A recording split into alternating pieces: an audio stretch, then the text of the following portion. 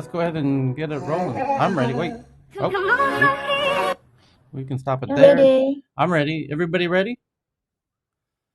Yes. Ready, yes. Everybody ready? Okay. I'm almost ready. I just got to open up the website with all of the news because it's kind of hard to do it via telepathy until, we're still 10 years away from that technology happening. So let me open up the website. Neuralink is here, Tyler. Yeah. So the top story, you ready, Cheryl? Here it comes, is that researchers spot waves of attacks targeting unpatched servers with the Log4j bug that we talked about, I think, in the last time we met. Was that 24 hours ago? It must have been. Oh, no, because we didn't meet Sunday. That would have been the Saturday meeting. So 48 hours ago, there was a big vulnerability in servers called, it's a Java bug called Log4j. And it's a pretty big deal. It's because it's incredibly widely used. And so there's a whole lot of vulnerabilities. So if you have friends who are in the cybersecurity space, they've probably not been answering your emails lately because they've been incredibly busy. Because a whole lot of the internet is penetratable at the moment. So that's what it says. Threat actors and researchers are scanning for and exploiting the Log4j vulnerability to deploy malware all over the internet. And really, pretty much everywhere. Like a whole lot of the internet is vulnerable at the moment. And then there's a sister article to the first article that says how the role of open source maintainers could be professionalized, as the maintainer who fixed the L4J 0-day says he works on the project in his spare time. And then there's another sister article that Cloudflare and Cisco say that the Log4j 0-day attacks were first observed on December 1st and 2nd, ahead of mass exploitation over the weekend. Okay. And there's my alarm going off. Let's knock that off. Okay. So that's kind of boring stuff, except it is, again, your day. We say it's a daily reminder, and it's just very literally true. I mean, the regulars on stage, which if you're new here, you don't realize that Aslak and BB and Evan and Ben and Mobana and Amay, whose Twitter handles the crypto coach, and then that's just in Twitter Spaces, and then Aram, and then we Lookcast, and then over in Clubhouse, we're already at 167, 68 people, and it's only been open for 4 minutes, and it will double in size in the next 10 minutes. So nearly everybody comes every day, but if you're new, welcome. You just found your new favorite way to get news in a very cool new way where we can invite in experts from all over the world to tell us what's going on. And because this story is about cybersecurity, that means I and anyone else in this room can invite in a cybersecurity expert to tell us more additional detail so that we can be even more informed than the regular old Joes who have to read the regular news. So we get to talk to actual experts. That's the whole beauty of this whole shebang here. So we know somebody who's a few people who are quite informed on this issue. So I'm going to ping in Johan, and then we got to ping in Data, and it'll probably take them a few minutes to get here, but then they'll get here, and then they'll pop in the room, and then we'll get to ask them for an update on what's really going on. So I just pinged Johan, and now let's ping in Data. And give me 2 more seconds while we wait. I have to find them out of this huge list of users here. Hold on. Anyone else with a comment on? I'm not sure, Tyler, but probably Tom would have any remarks on this news. Yeah, I have a ton of remarks on this one. That's right, Tom. That's right. Thank you for coming back. When we were talking about this on Saturday, you were very helpful. I remember you saying that you were very busy. Yeah, it actually has been quite busy. I think all developers are hating us at the moment because the security teams, the third-party risk teams, everyone's in overdrive. Mm-hmm. Security operations teams have been coming up. This is probably the most I've seen a community come together and start sharing data. Well, so that's the interesting part. When was the last time something of this scale happened? It's been quite a while, hasn't it? Yeah, it was when the big struts exploit came out a couple of years back. Because struts, just like Log4j, is in every Java product. The one thing most people keep forgetting, it's in every product, meaning it's also in your it's also in your web servers like Apache, Yeah. with Apache Tomcat, things like that. And they're just fixing their applications. And then I kind of pointed out this morning, I'm like, you do realize this is in that. It's also in your bit defender, which is, things that are there to protect your security and detect if you're getting exploited. Oh shit. So Well, hold on. So it, Bit Detector, which is what people use to protect their systems, itself uses this Java class or whatever it is, and hence it itself is vulnerable. right. And so are things like Cyber Reason and whatchamacallit, Carbon Black. These are all on the big list. So everything designed to protect you is also vulnerable. Oh wow. Java. Oh, that would be like finding out that your Ring cameras are vulnerable, or in the physical metaphor for people, in the non-digital physical realm, it would Well, be yeah. here's the shocker on that. Tomcat, Apache Tomcat, the web browsers are also in pacemakers.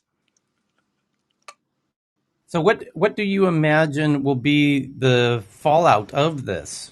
There's all kinds of malware being installed around without people knowing it at the time being. Right. So that's the approach on it, Yeah. because it's a layered approach. So you have your web application that sits on Apache Tomcat, that sits on a server where the server isn't vulnerable, but then the things that are there to protect the applications on that server are vulnerable. Right. So that's where this is becoming a big thing, because everybody's shorthanded. And I think the end game on this is people are going to start asking to make bigger donations to the open source sourceware, since it's so widely used, to help them keep up with these security vulnerabilities. Okay, so I want to just read a little bit of this article. Hopefully, it's not too much geek speak. It says threat actors and researchers are scanning for and exploiting the vulnerability to deploy malware or find vulnerable servers. In this article, we've compiled the known payload scans and attacks using the vulnerability. To exploit the vulnerability, the threat actors can change their web browser's user agent and visit a site or search for a string on a website using a format. Doing so will cause the string to be applied to the web server's access logs. When the L4j application parses these logs and encounters the string, the bug will force the server to make a callback or request to the URL listed. It is about Java classes, and now I'm glad I took Java in college, so I know what the heck that is. And what it is for anyone who's never learned a programming language, especially an object-based programming language like Java in this case. Java classes are basically, you can think of it like Lego blocks, and you are a developer, and you don't have to write all the code yourself. There's a whole bunch of pre-existing work that's already been done, and you can use that pre-existing work in your code, and but you're trusting that code that you're using is foolproof and secure and stable and all, and most of the time it is. But now you start to see the problem where people had been using something that has a problem, and then everyone who ever used it now has a problem, because that particular Lego brick they were using is an incredibly popular Lego brick for developers to use. Again, that's just a metaphor, but it does help paint the picture as to what's happened here. No, exactly. I Yeah, mean, Tyler, to the same get a thing's browser, going to be how happening big? in multiple different areas. Yeah. And one of the bigger ones is going to be video meetings and where people are using certain modules. With RCT, there's only, when we kind of went through this with our people who I knew, we figured out kind of in a matrix setup table which technologies today have vulnerabilities, and we found basically one that right now we found out the German government actually is accepting it as the only video or voice platform or chat platform to be used for authorities to be used everything else goes out the door from now on. And this is going to be found, I think, in throughout very soon. I think it's going to be popping out. There's some vulnerabilities out there with video and voice and chat. Sir. Yeah, it's yeah, we've not seen the end of it. It's still in the heat of it. So let's get into the next big topic here. Although, let me check. Somebody just sent me a DM. Is it about this? No, it's a different issue. Okay, so we'll get into the second big issue of today, which is from Axios. It's an interview with Meta, aka Facebook's Andrew Bosworth, who is internally called Boz, who's a very tight with Zuck, who's the CEO of Facebook. And Boz has taken over. Well, he's the head of all things to do with the Metaverse and VR and AR at Facebook. And at the end of this year, will become the CTO, because the previous CTO is stepping out at the end of this year. So he's done an interview, and Andrew Bosworth says political and COVID-19 misinformation are societal problems, not issues that have been magnified by social networks, which is, this is a hot topic. Is Facebook responsible for you being a misinformed person because you overly rely on Facebook for your information? Well, yeah, I mean, people use all kinds of metaphors in this space as well, or, similar to, you have to be at the end of the day, we all have to be personally responsible.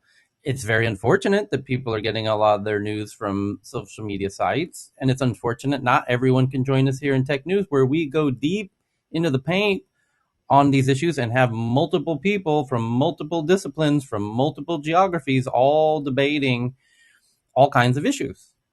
And my goodness, is this an incredibly healthy way to get a multifaceted perspective on all kinds of issues?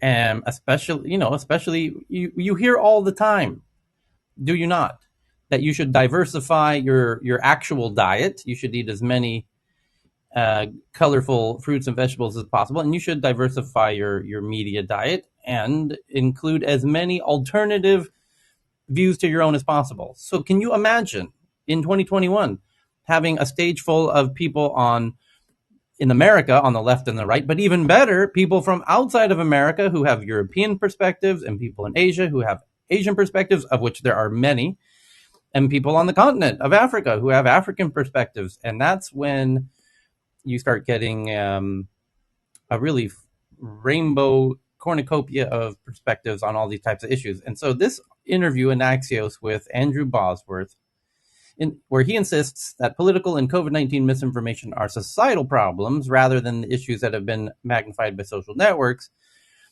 Critics say Facebook and other social networks have played a significant role in vaccine hesitancy and the spread of political misinformation. Well, it is true. Well, here's what's interesting. It turns out, in case you've been living under a rock, we've read the headlines, we've dug deep on this. Facebook and Twitter, even very recently, again, and have been for over a decade now, been shutting down hundreds and thousands and tens of thousands every month. They're shutting down hundreds and thousands of fake accounts from very often China and Russia, who are intentionally filling the social media sites with intentional misinformation. If you're a regular tech newser, you know exactly what I'm talking about. We read those headlines at least once a month, usually once a week, where they go into great detail precisely, how they caught them, where they caught them, and it's a never-ending whack-a-mole for the security and safety teams at the social media networks to shut down these fake accounts, who are very sadly, very regrettably, intentionally trying to cause a whole bunch of conflict in the U.S. And by golly, the reason they keep doing it is because it's kind of working. It's causing a bit of friction and a bit of misinformation in the US. And then the question is that Facebook's fault or not? Well, legally, technically, according to a lawyer, not really. They have what's called Section 230 and Safe Harbor Clause. They're not technically legally responsible for the content, even if it's wrong, even if it's lies, even if it's misinformation, even if it's propaganda. Yet they do spend an incredible amount of time, energy, and money removing it, and they try and be transparent and update people when they find it and remove it. And those are the headlines that we read very often. And this is going on in every country on the planet in multitudes of ways. So the misinformation that we get in the United States, according to Facebook and Twitter, is disproportionately Chinese and Russian. And then in India, it's other sources. And then in Nigeria, in Ethiopia, it's other sources. And so it's a crazy game that Facebook and all of these apps have to play in every country in the planet. And of course, now let me add a little wrinkle to this fun little game they're playing. Ethiopia, as I recall, and maybe Mabwana, I know Messi can remind me, has 83 languages, Messi? Did I get that correct? Oh, Messi's not with us today? That's a first. Where'd she go? She's not on here? Where's Messi? No Messi today. So it's 83. So Ethiopia has 83 languages, right? Now, if the world spoke English, Facebook only dealt in English. Messi is in Twitter Space. Oh, great. Okay. Well, she needs a mic. Okay. So anyway, I recall it was 83. And that's one country called Ethiopia that you've never been to. Now imagine trying to manage the misinformation in a country with 83, languages. It's obviously impossible to do it. And if it's so anyway. I just want to give additional context of the different conversations we've had historically around this issue of the responsibility. I think ultimately people should consider everything they read online as complete and utter bullshit until they have enriched conversations from people close to the ground's truth. Because if there's one thing we keep learning and relearning every day in tech news around the world, is the media is totally wrong, by the way. And it's not just Facebook that's wrong and Twitter that's wrong. It's the New York Times that's wrong. It's the Wall Street Journal and that's wrong, and the Washington Post. And all of them are very often wrong all the time, to a bizarre degree.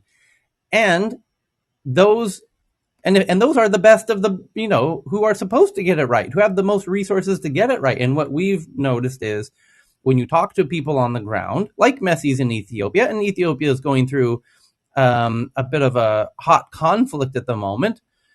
And then you have the conflict on the borders of Poland and Belarus. And, you have all of these issues going on all over the world all the time. And it really works best when you talk to people who happen to be there and find out from them what's going on. And that seems to be the magic. And for some reason, we're able to do that in this room in a way that even Bloomberg isn't able to do in China. And we just figured out why.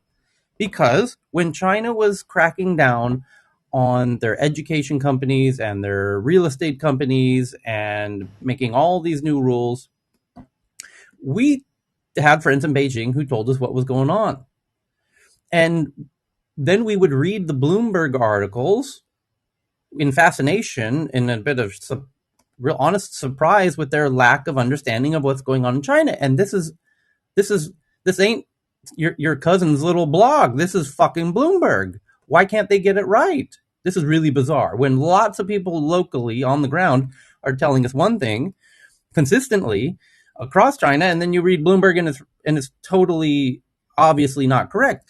And then we found out recently, Cheryl found out that a week ago, it was the 1-year anniversary that the CCP arrested Bloomberg's local journalist in Beijing.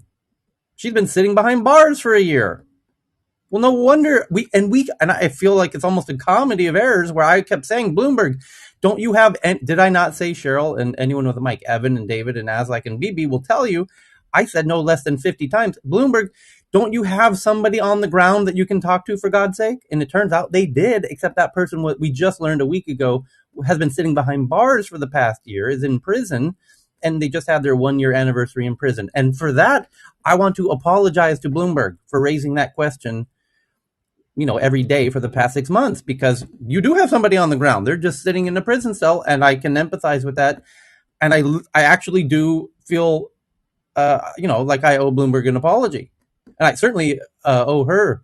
I meant no disrespect to the lady who's, very sadly, waste, her life is being wasted and being held behind bars for simply being a reporter in Beijing, and she's a Chinese citizen reporting for Bloomberg.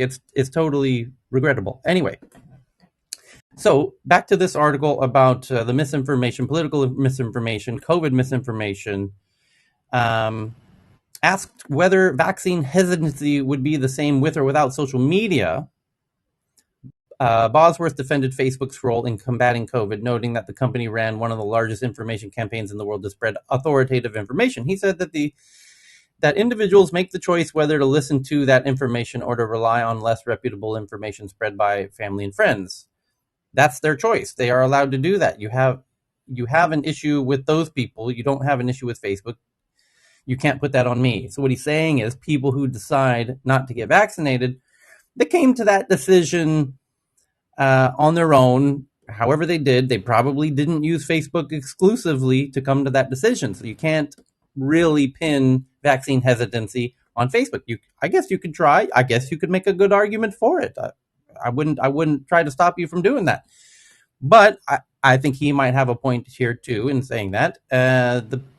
The pressed on whether Facebook and others are amplifying other views, Bosworth characterized it as a demand problem rather than one caused by the amount of misinformation on social media. Quote, people want that information.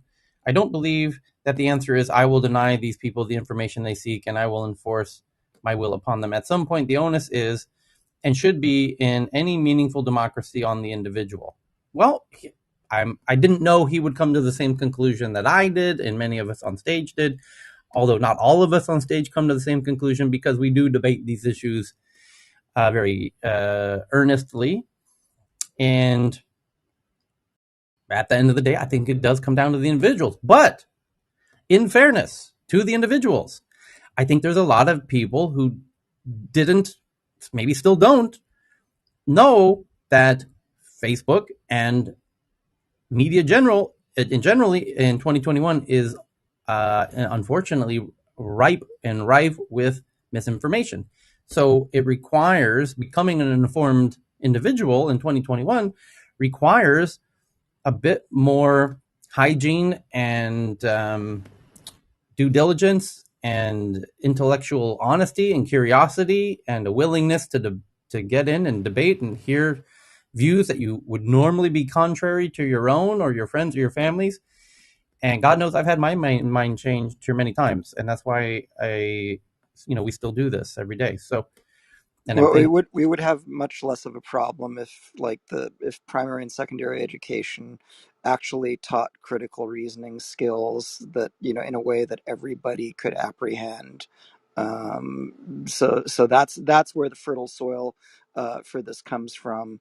But at the same time, social media is the megaphone, and it profits by being exploited for the dissemination of disinformation with real world costs. I mean, the pandemic would probably be going differently if not for social media propagating a lot of disinformation. And that's one place where there's actually been more intervention, thankfully, but it's still too little, too late.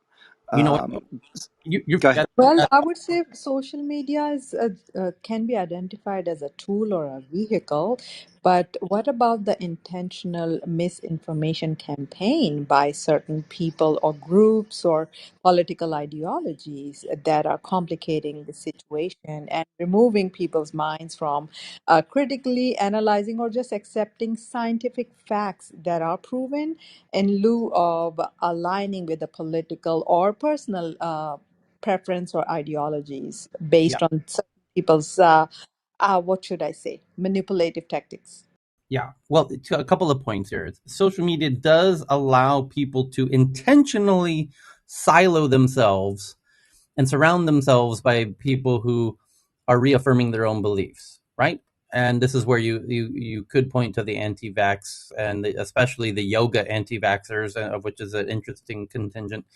And there's all kinds of groups who, get very insular and use social media in that way. It can absolutely be used in that way, and it can be used in the opposite way, in the way that we're using it, where we are intentionally exposing ourselves to views from people who disagree. And the unique format that we employ here is, if you have anyone can jump up on stage if you have a realistic looking social media account, either in Twitter Spaces or in Clubhouse, where we operate both simultaneously.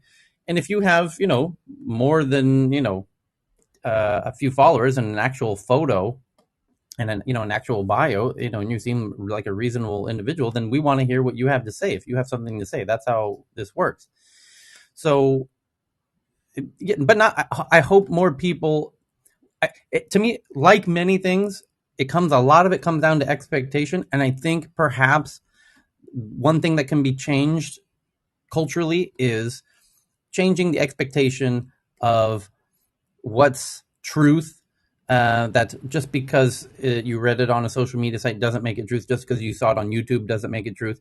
That it requires scrutiny, even if it comes from, by the way, CNN or Fox News, or I'm not going to get. It's not a political issue. It's just even in mainstream media of all stripes today, still requires a bit of scrutiny. For gosh sakes, we found an article over the weekend from Reuters that said Elon Musk is going to resign from Tesla and SpaceX because he did a joking tweet saying, "I'm thinking of quitting my job and becoming a blogger," or something like that. And they left out the comedic wink nudge out of their headline and gave no indication whatsoever that he was in the least bit being satirical or Well, Tyler, I looked at that and I kind yeah, of understand where you're coming from, yeah, but they basically were quoting him and they did put the resigning thing in quotation marks to kind of indicate, they didn't, this. And then if you read the article, they said he's done things like this before. it So, shouldn't I even, mean, yeah, but the problem is people are going to see that. read just see the headline. I know, They're going to see the but you know tweet. what? But hold on, I hold on, blame hold on. Elon. They're going to see the tweet. That headline could drive the price of Tesla down. If people are scrolling through Twitter and they see that Elon Musk resigning, oh shit! My first thought is I'm Well, reaching for. I'm well aware of that, Tyler. But Yeah, at what point the guy is the CEO of a public company? yeah, This is not his first thing like this. He needs to know that his words are taken really seriously. He needs to be careful. They're yeah. just like the president needs to be careful, and the secretary of treasury needs to be careful on every single thing they say. I mean, you have to put some blame with him too. I do. I totally do. I absolutely do. Yeah. And I think he intentionally is playing with the media in a similar way that Trump does. So the next Tyler, article, yes, sir, David, Tyler, let me, if I might add a couple little lenses on this. go. So the human mind has changed with due to social media, due to Twitter. I like where you're This going, little. David. Well, it's I'm sure there's research out there that would prove it, right? Our attention, the attention economy. There's a bunch of different perspectives on this new reality that reflects the change of the human mind. So as a species or what have you, our mind has been reconditioned. Okay, so let's kind of put that out there. But the second thing, with regards to responsibility by the big corporate fangsters and the media companies, their algorithm, whether it's a media company selling sensationalism, which has been around for a long time, or social media's algorithm optimizing on that sensationalism, they are absolutely, they have some real serious responsibility. I think that's part of what came out of the Facebook pages, kind of, whether you want to get into the details is one thing, but I think on the surface, one of the questions is the algorithm. There are some other features that do, I will say, leverage your followers or your specific social network that lend certain messages more credibility. However, they have completely dropped the ball, and there are real serious social costs with regards to their dropping the ball on not doing a much better job on rooting out the root of the misinformation. Every so often, we'll get some stories. Hey, Facebook has just, eliminated so many thousands of accounts. Really? I mean, doing their job, right? But, bot driven accounts or what have you. And I think there's a study or report that came out that said most of, like, one of those 80-20 metrics of, like, there are 12 root sources to a whole lot of most of the misinformation. Yep. Now, one last piece to this is just what is their responsibility as they go into different markets. I just wanted to come back to that. It's a cost. That's called the cost of doing business. Period. So if you want to go into a country, you've got to do some level of analysis. That's what good business is. And if they've got 30 or 1,000 languages, the social cost of misinformation of your solution is on you. So I would push back very strongly with regards to just, it's too hard, too difficult, but who cares? Let's just take our hacking culture into these different countries and let them just kind of deal with the turmoil. Because we've already proven, or it's been proven, that's very serious. The effect, the positive and negative effects of social media politically.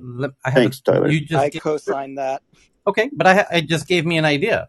They could hire 83 different language speakers in Ethiopia to address, what I imagine is not an entirely lucrative market, or they could have a message that pops up as you log in that says, everything you read is going to be complete bullshit. Buyer beware. So I like the second option.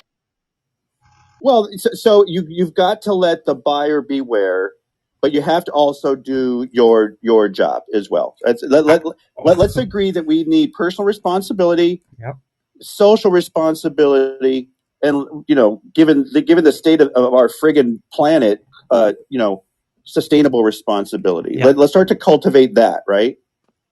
This is Heather. I just wanted to say one thing, because are we specifically talking about Facebook or all of social media? Because there are different demographics per profile, and we know that, my mom is in her 60s and she's very susceptible to BS information. Just look at, okay, this is a perfect test. If you see anybody who shares those copyright Facebook statuses where it's like, you don't have the right to take my information, it happens every year, those are the people who are susceptible to this kind of bullshit. So we have to think about the demographics per social media platform and see what demographics are more susceptible to misinformation, and kind of monitor those platforms differently, because the younger generation will say, duh, we know how to quote unquote research and look up the correct information, but many of those who are on Facebook are at an older demographic and they don't want to. They just take that information for face value. So we just have to also think about the age and the demographics and even where people are living as well. So this is Heather. Thanks. Heather, you just gave me a great idea, and I want to hand it over to Christine next, who looks like she has a background in this area. That perhaps people would enjoy a fun quiz to test their own ability to detect a bullshit and be misinformed. And that would be... love it. And their predisposition to confirmation bias. There you go. So Christine, look, you had your hand up, and it seems, looking at your bio here, that you have a background related to this somehow. Yeah, I was just going to say that, who decides what the truth and what the truth is? It's very, very hard and sometimes impossible to prove. Yep. Two things can be true at the same time and be conflict with each other. Yep. And I think what we're dealing with today is we're dealing with a very polarized set of information that people can opt into. And, if we go back to the algorithms, whether or not, there's a set of people who can decide what's true and what's not and what's valid and what's not. I don't know if that would kick off a Streisand effect where people start looking for information that's trying to be hidden. But on the other hand, you also need to understand the level of distrust that we have today in major institutions, in major media outlets. Yep. And you have to work with that. So going back to algorithms, rather than, fine tuning information to make it most pleasing to everybody who's receiving the information, maybe you have, a little bit of A and B going to a single person.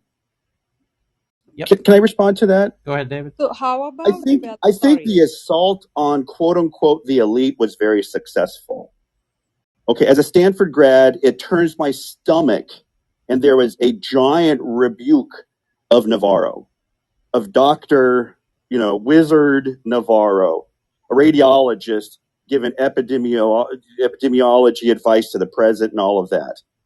And so I am certain that there are studies that will show when you put what are facts and misinformation and you rationalize representing that 50-50 to get the quote unquote other side, even though it is not based on real science, that it what it does to certain parts of the population is not a good thing.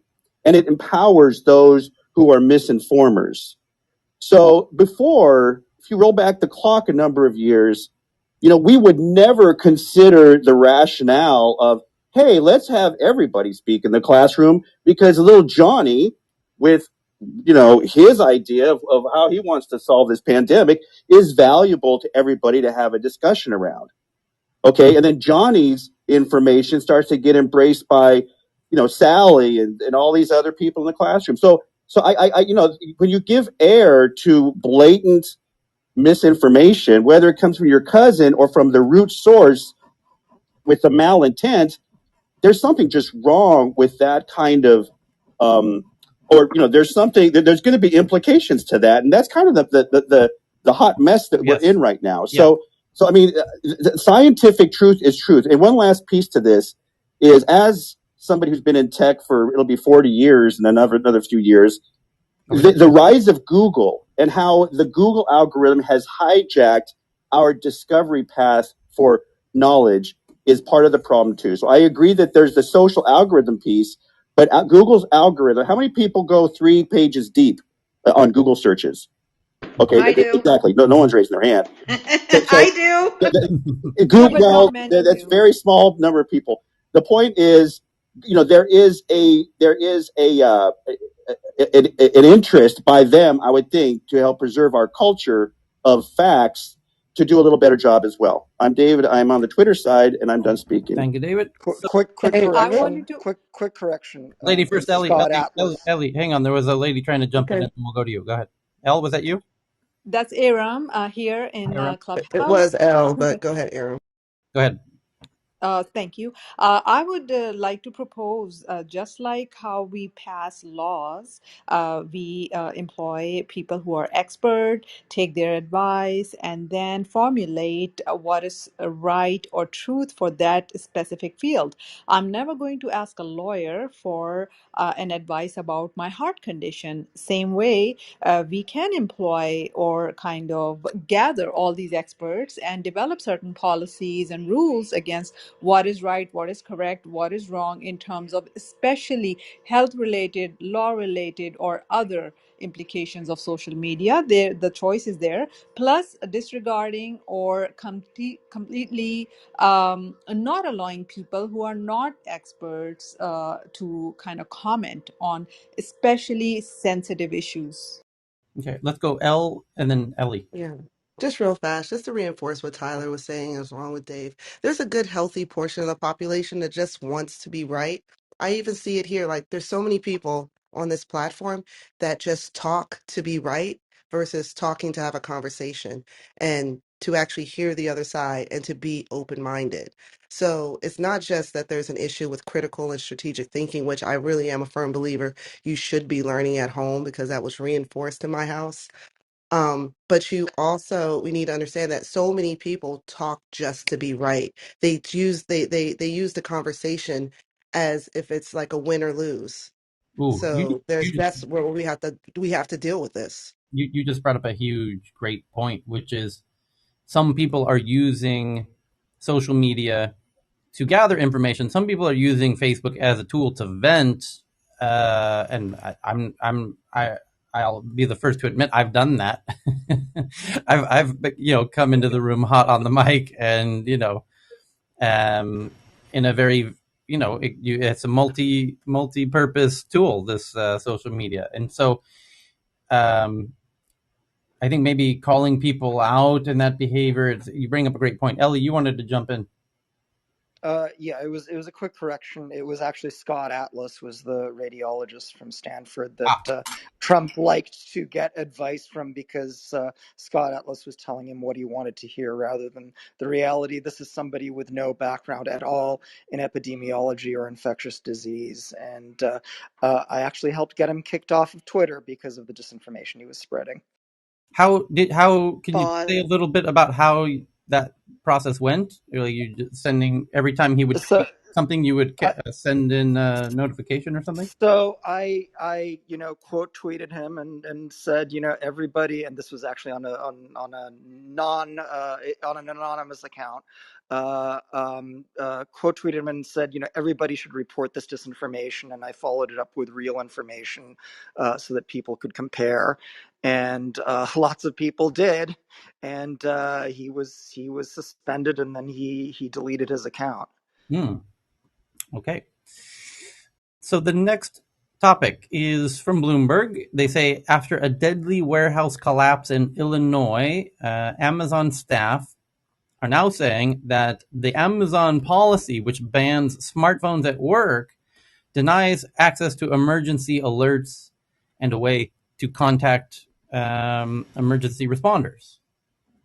Online retailer is returning to a cell phone ban in warehouses. Workers say they want access to weather alerts and communication, and they're pointing out that this is an example where they should have had their the ability to have their phones with them to call emergency.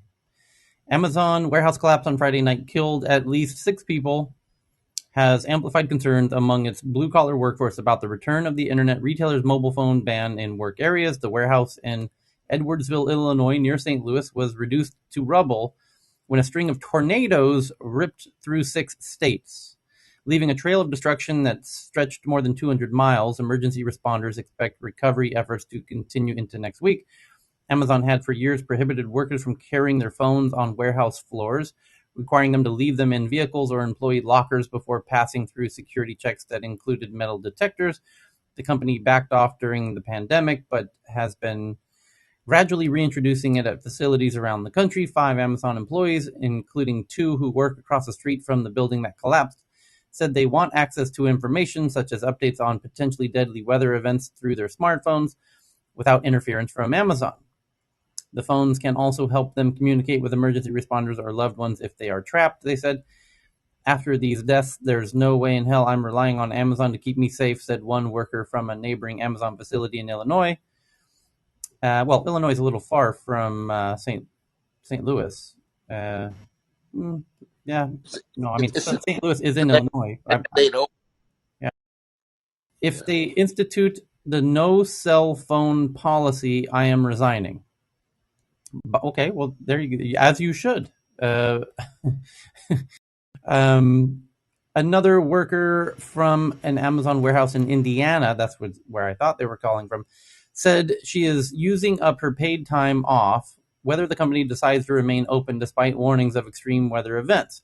Having her phone with her is critical to making those decisions, especially about sudden tornado risks. She said, quote, I don't trust them with my safety, to be quite frank. She said, if there's severe weather on the way, I think I should be able to make my own decision about safety.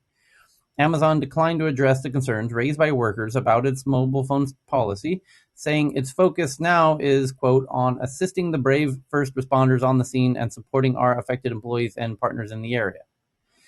The concerns about phone access highlight the deep distrust between executives who make rules focused on productivity and efficiency to gain a competitive advantage, and hourly frontline workers who often fear their safety is secondary to moving packages. Amazon founder Jeff Bezos, the world's wealthiest man after Elon Musk, only fueled such feelings by spending the earlier part of Saturday celebrating a celebrity space launch by its company Blue Origin, while emergency crews at the warehouse dug through rubble looking for bodies. At around 8 p.m. Central Time, Bezos tweeted to offer his well wishes, saying, "The news from Edwardsville is tragic. We're heartbroken over the loss of our teammates there, and our thoughts and prayers are with the families and loved ones." It's a two-part tweet. Bear with me here, and I'll retweet the tweet to the Tech News Twitter account so you can see it with your own beautiful eyes. Part 2, he says, all of Edwardsville should know that the Amazon team is committed to supporting them and will be by their side through this crisis. We extend our fullest gratitude to all the incredible first responders who have worked so tirelessly at the site. And lastly, it says, one person familiar with the Amazon warehouse construction said that the buildings are designed to local standards that account for events such as severe storms and snow loads. Warehouses in tornado-prone areas include space that is more heavily reinforced with extra steel and concrete where the workers are instructed to huddle in event of emergencies. Still, extreme weather events can topple buildings. In 2018, 2 Amazon warehouse workers died in Baltimore when a building partially collapsed in a strong storm. The National Weather Service puts out extreme weather alerts via text messages, letting the public know in advance about disastrous conditions. Tornadoes are trickier to anticipate than hurricanes and snowstorms, but the Weather Service still issues warnings to those in their path. The Weather Service sent out a warning around 8 p.m. local time Friday, about 30 minutes before the storm collapsed the Edwardsville Amazon delivery station. 2 Amazon employees who work in the facility across the street said workers huddled in bathrooms to protect themselves from the storm, unaware the building across the street had collapsed. Power outages blocked communications. They were sent home from work after 11 p.m. when it was deemed safe to travel. Quote, after this, everyone is definitely afraid of not being able to keep their phones on them. Most employees that I've talked to keep their phones on them for personal conversations throughout the day. They don't keep their phones on them for personal conversations throughout the day. It's genuinely for situations like this. Okay, now, there's two sides to this argument. Should they be allowed to have their phones in an Amazon warehouse? I imagine Amazon might have a multitude of reasons as to why they don't want those people having their phones. And I think they would point out the statistical unlikelihood of a scenario like this, and that a scenario like this, is a debatable point as to whether this would give credence to the idea that they need to have their phones. And of course, if they absolutely do feel they need to have their phones, of course, the one person in the article who said, I'm going to quit if I'm not allowed to have my phone, well, of course, he should be able to do that. And they should, I can totally understand his point if he really feels that way. Anyone else with a take on? Yeah, Tyler. So the I think issue what is we're going not to have that Company now phone. and David, hold David. is Hold David. okay. We've got there's a lady it was in the clubhouse room that wanted to go first. Go ahead. So, no, I was going to say, so the issue is not the fact that they don't have the phones. That's just like the elephant, or, that's just something they see. The issue is that they do not get timely communications in regards to emergencies, Fair if point. there is one. Because when I go visit the NSA or when I go to different certain sites, I can't take my phone inside there. So, and areas I go in are prone to that, but they have different ways of getting, emergency information to you, whether it's like the announcements on the horns inside the facility, or it's through TV. So it's not necessarily the phones, because I'll be honest, most of the time when I have my phone on me, I'm just playing music and doing my work. So that could be a distraction when you are in a warehouse, and say if something falls on somebody, there could be like safety issues. Sure. Just to keep it real. Yeah, and I imagine that will have to be the compromise. I imagine Amazon will be much if they feel like they're going to lose team members in a significant numbers, then they're going to need to have a really believable, trustworthy alert system, as you're describing, which I'm surprised they don't have in a place where they might be prone to having Yep, I'm surprised too. Yep. tornadoes. Tyler. Jason. Oh, actually, David wanted to jump in, and then we'll go to you, Jason. Go ahead, Sure. David. Yeah, thanks. Sorry about that, El. I'm over in the Twitter space side. Yeah, so this is what I was going to say. Tornado Alley is going to have the same kind of risk. Well, maybe restate that. It's going to have a very serious, profound climate-related risk as time moves forward.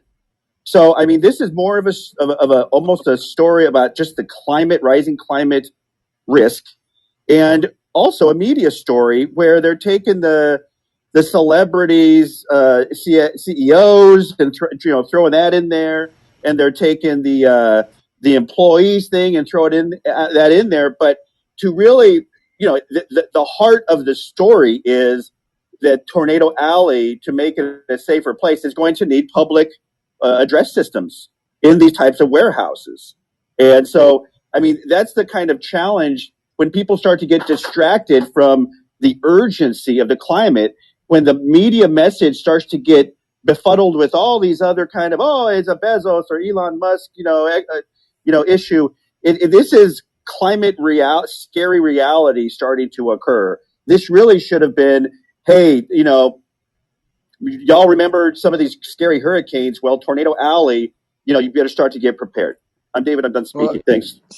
so actually, it's both, and the evidence for this is that there are workers who I believe actually a couple died of heat exposure in Amazon contract warehouses in Southern California.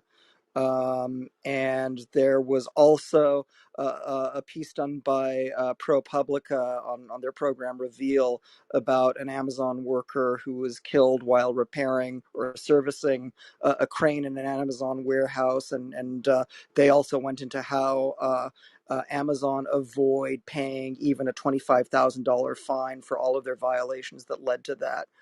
So climate is changing and putting people at risk, but we also have large companies that don't pay enough attention to safety and just play the game with regulators to get away with it. Jason, you wanted to jump in.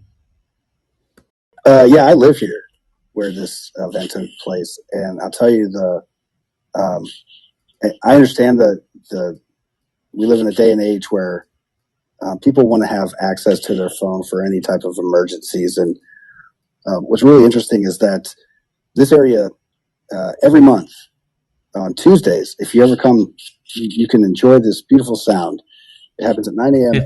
every second Tuesday of the month. They do a tornado warning, and during this tornado, those sirens had been going off for at least an hour. So the interesting thing is that the actual tornado itself probably generated touchdown in under 30 seconds. And there's video of that tornado. I think I sent it to your inbox. That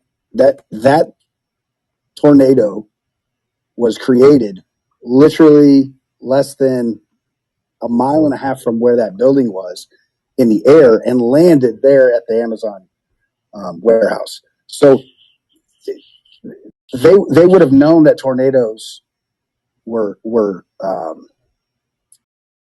possible for at least an hour, because the sirens all around these cities were going off to warn everybody. So I don't know that that's necessarily the reason why this happened. I'm more concerned with maybe the structural integrity of these buildings that they built, and the fact that they're basically built on slabs. There's no cellars in these warehouses, in these buildings. And for an area that is prone to having tornadoes, which we are in, I feel like maybe the design structure for safety, specifically to protect their workers during a tornado, wasn't sufficient. But that's my take on this story. I appreciate you demonstrate perfectly the local context that you're not going to get in any of these articles. And the article did imply that they have not underground, but above ground kind of shelters. And the question is, Tyler, you can see it from the photo. So you can see the structure was totally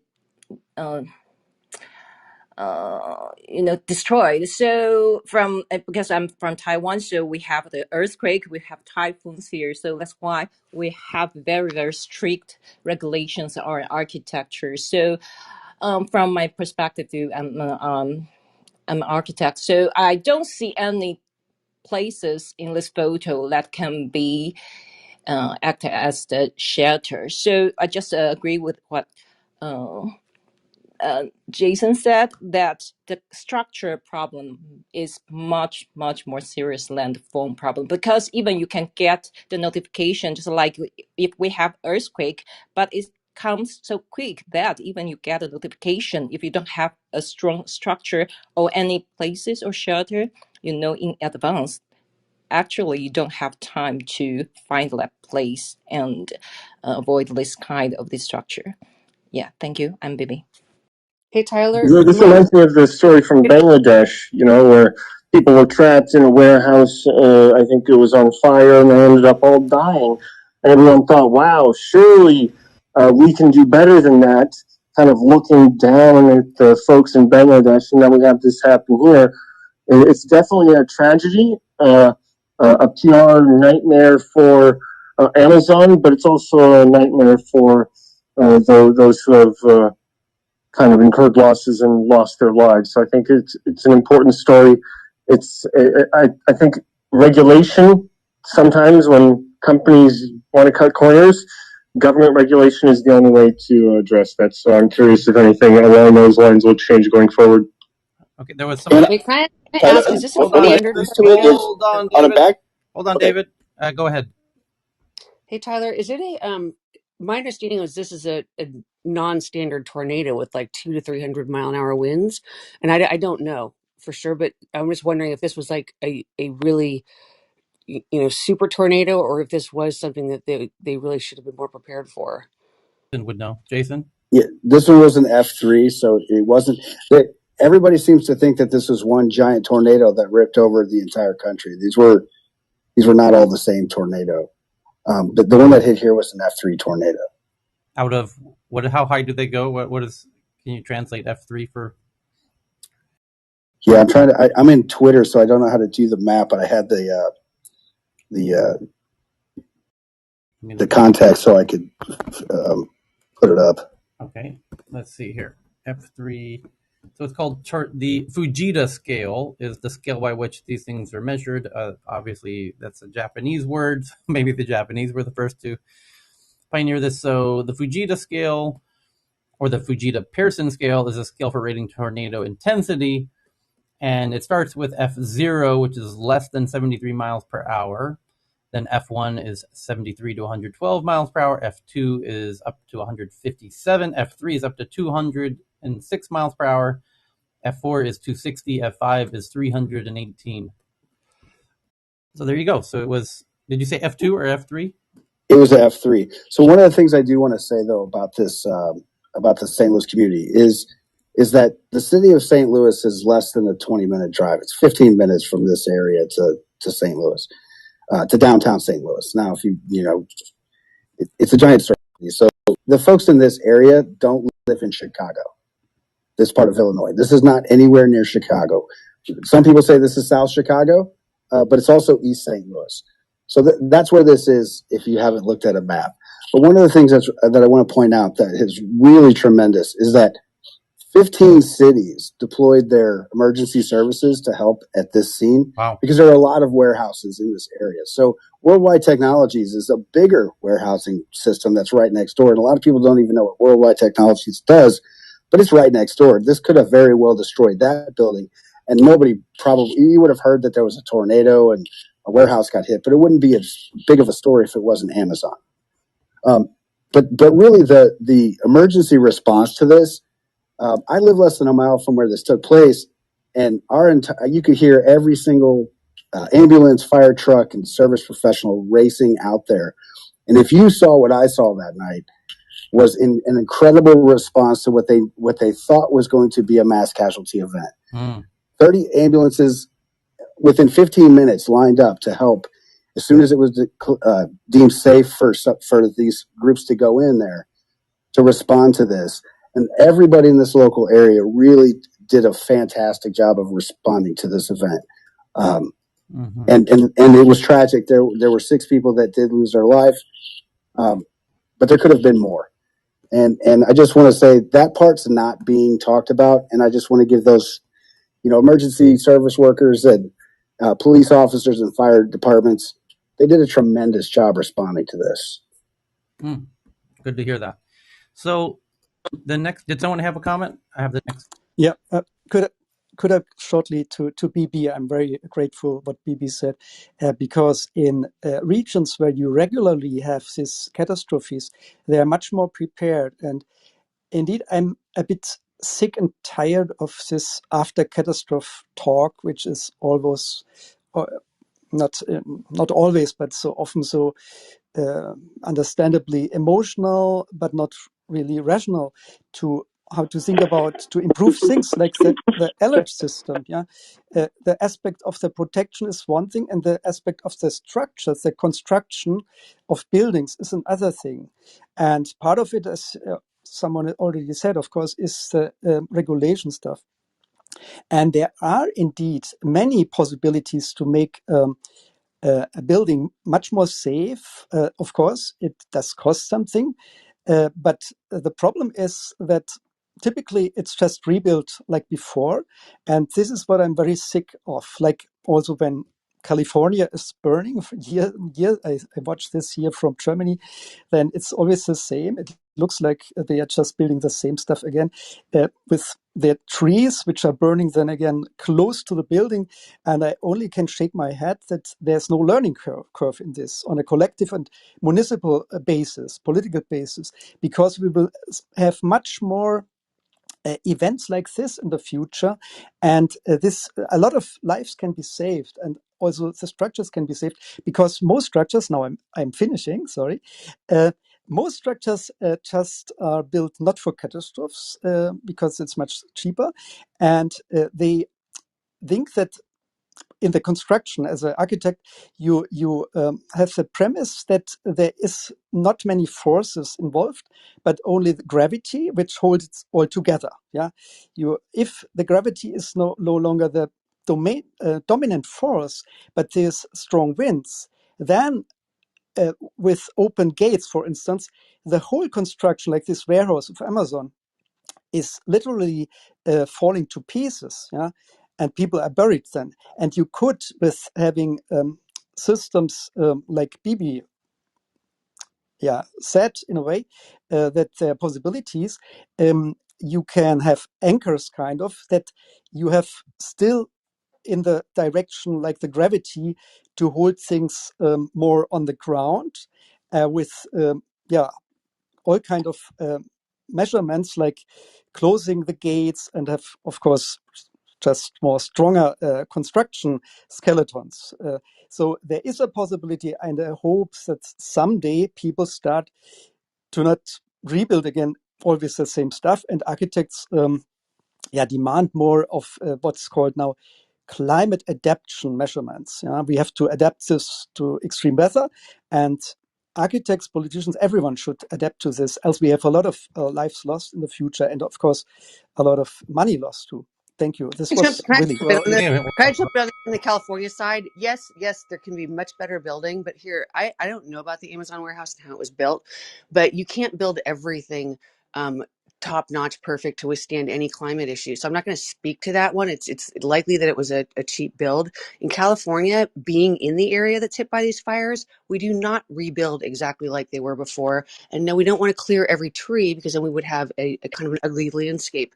But we actually take huge measures in rebuilding to do them with much more safety measures, very different building codes.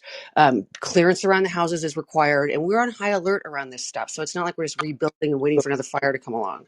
so very happy to hear this. It only looks like that's a lot of stuff still burning. So sorry for being so imprecise, and happy that there is already new measurements or policies in place. Thank you. There are, but there's just people, and there's different building codes. And I can let Eli, or if Dan's here, or somebody else go on about this in California. But there's different building codes, and yes, Europe I mean, my experience in traveling in Europe is yes, they're much more solid builds, stones, etc.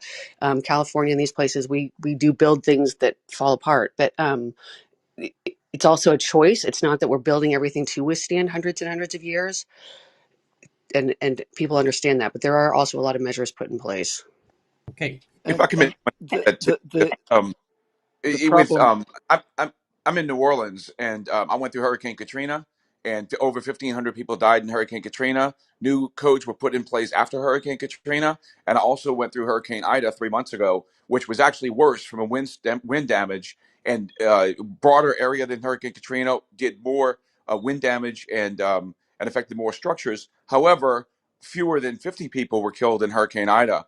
And when the most of the buildings that were built after in the new code post 2006 were had minimal damage to them. So new codes have been put in place, and a lot of mitigation efforts, houses raised, buildings raised for flood risk, structural integrity changes on roof strapping and truss strapping and things like that, so the roofs don't blow off and you're not and the family's not exposed when that happens. All of those were put in place, and you can see a definitive result. Over 1,500 dead in 2005, fewer than 50 dead 3 months ago. Thanks. Yeah, it's similar in And California. The thank you trees are for all that, cut David. back around You- utilities, so there's no huge efforts around here that everything, all trees around utilities and things that could cause, spark the fires have been cut back as well. Just quick Yeah, on there that too. there. This is L, Hey, but I don't know if anybody remember this, but a lot of fires are man-made, unfortunately. I mean, you can look it up. They talked about it in Smithsonian Magazine and a few other notables that a lot of them are man-made. The huge one that we had, was it last year, was because of birth of a baby shower. Where a No, lot, that was a gender reveal yeah, party. yeah, thank you. I Yeah, didn't know what it was called. Thank you. Gender reveal. yeah, Yeah, that so was I mean, a that was lot of them very are, sad. Already. yeah, So so a lot so of them did are you that's man-made. talk true. about the no phones thing here Yes, already? we were just doing that one. Yeah. This is Valerie. I just wanted to add that we talked about Tornado Alley. Tornado Alley is more, I say, central. So it's the states that have like the downdraft off of the Rockies. So we were talking about Kansas, Nebraska, Oklahoma. Now, what has happened with the outbreak? I live in Illinois, like Jason. We're maybe seeing a shift of Tornado Alley, which then brings the specter of what we've talked about is our building codes and other preparations now up to the standards of what has been traditionally had in Tornado Alley. So I think that is super important to remember here. And typically here in the Midwest, when there is a serious outbreak happening, all TV is stopped and your news folks are coming on and they're wall-to-wall coverage, 2-3 hours tracking everything. So I think it goes back to the point with what people are talking about is how are people in facilities um, um, kept informed? Are there weather radios? All those kinds of things if they can't have cell phones. So there's probably room for tremendous improvement here. This is Valerie. I'm done speaking. Thank you. Already. So the next one. So Oh wait. quick question or Uh, quick point. So the real underlying problem is that not everything has been built in the last 10 years or so. The standards really aren't even where they should be now in general. And climate change is changing things that used to be like more than, or something that would happen less frequently than once every 100 years, which typically is what standards are built around. 1,000-year events are happening every 5 years for some category of weather, such as heat waves. So, we've got a very, very big problem that's very widespread. I'm in a building in a house that was built 40 years ago. It was up to standard then. It's still decent now, but it wouldn't be designed this way if you were taking climate and what climate is going to be seriously in the future. And this is probably more than 70% of buildings and infrastructure fall into this category in one way or another. I would just like to add that so I lived in maybe there are many tornado alleys, but there's a very well-known one that goes between it's Indiana, Illinois, and Missouri. And then Kentucky has a huge amount of tornadoes. So I've been in several, one where it actually touched down not far away. So two things. One is there's a lot of poor areas here and they can't afford to rebuild. They build and they have what they have. And they're not counting on tornadoes. They're counting on selling these things to people. So you would be shocked at the number of big windows that exist in these areas. And they don't look so big and scary until a tornado is coming towards it. But there's also warning areas, but because there are so many warnings, many people don't listen to them. And so I remember, like, I used to coach competitive gymnastics, and in one of these areas, and I mean, people were coming to get their kids when it wasn't just an advisory, it was a warning, like the tornadoes had been touching down. And you've never been scared until you've seen the sky turn green. It turns green. Like, it is scary as hell when one's right nearby. But parents were still driving over to get their kids under the impression that it was safer to be in a car with them than it was to be in a building in a bricked area that didn't have any like things flying around, right? So I don't really know. I think that when you're talking about areas where you just trying to get revenue um, is the main issue, I don't think you're talking about people who are going to willingly reduce that by rebuilding or building more secure areas. And the other thing is people are stupid, right? Like, I mean, this is the problem, is that there are a lot of people that aren't thinking rationally when it comes to a lot of these disasters, even when they know they're coming. So, they just kind of say, it's coming, but I'll be fine. That's like the most common thought, I think, that happens. Okay, I want So to ask Jason. disasters get worse because of that, are worse because of that. Jason, that day, did this happen yesterday? I think so. The tornado? Yes. It was literally like Friday night. Friday night at around what time? 8 to 9. 8 to 9 p.m. And at what point would a normal person have thought, you know what, this is likely that we're likely to have a tornado today. I might if I have to, I'll take a sick day or something like that. I'm gonna tell you what my life experience was first, and then I'll give you maybe somebody else might have a better or a different perspective. I was sitting on my in my back patio enjoying the evening. It was cloudy, but it really didn't seem that big of a deal. Mm-hmm. Now I am between where the tornado was coming from and the warehouse. I am just beyond the warehouse, less than a mile. When I started hearing the police officers leave the city, it took 2 minutes for those wind gusts to get to my house. So to travel less than a mile and become a normal night where it just seemed like the rest of the day, it was just cloudy and calm all day, to a severe storm whipping past you it seemed like out of nowhere. Now, I didn't watch the news because I don't watch television that often, right? I'm usually working or doing something else. So everything for me changed in under a minute when I realized the trees are starting to blow extremely hard from a dead calm. So it's not like I lived in Houston and I've lived in California, so I've experienced the fires, I've experienced the hurricanes. I was there for Allison and Rita and Ike and every one of those, where you have 5 days to prepare for an event. Right. This was minutes. Okay, that's great information. So, and Jason, do you have the basement? And I think that speaks to Ellie's point and David's and many people's points, which is this is becoming a new normal very quickly of extreme weather events that everyone.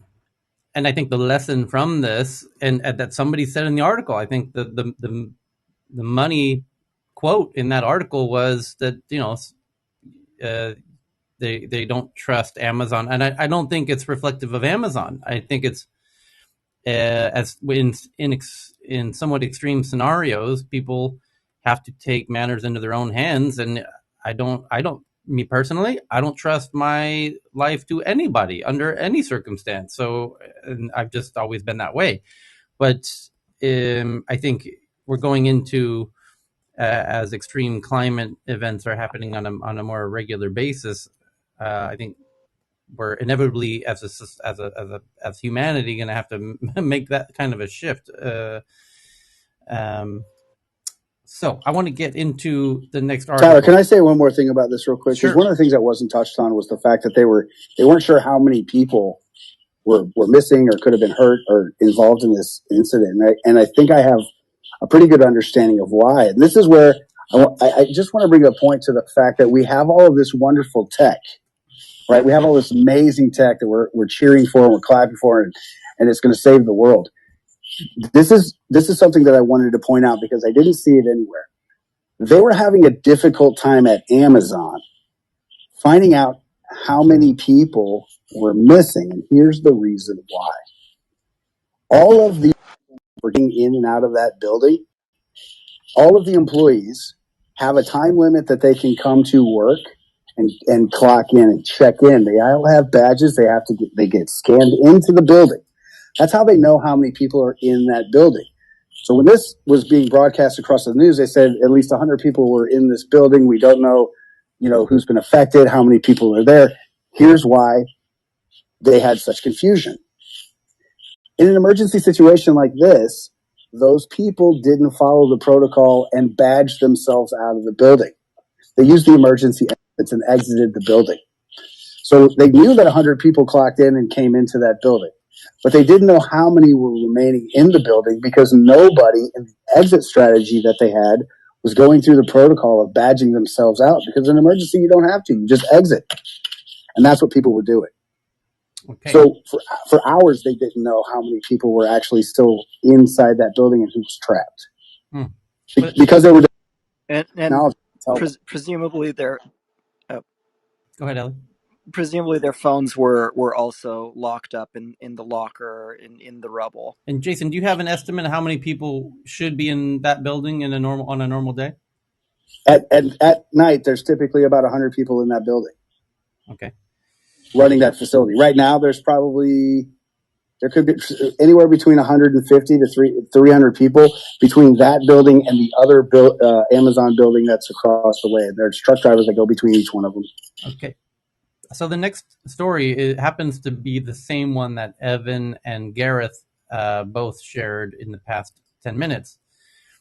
From the New York Times, the headline says, her Instagram handle was Metaverse. Last month, it vanished.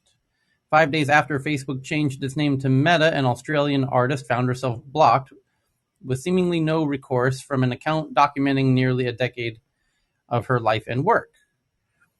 In October, Mai Bauman, an Australian artist and technologist, found herself sitting on prime internet real estate. In 2012, she had started an Instagram account with the handle Metaverse, a name she had used for her creative work. On the account, she documented her life in Brisbane, where she studied fine art, and her travels to Shanghai, where she built an augmented reality company called Metaverse Makeovers. She had fewer than 1,000 followers when Facebook, the parent company of Instagram, announced on October 28th that it was changing its name.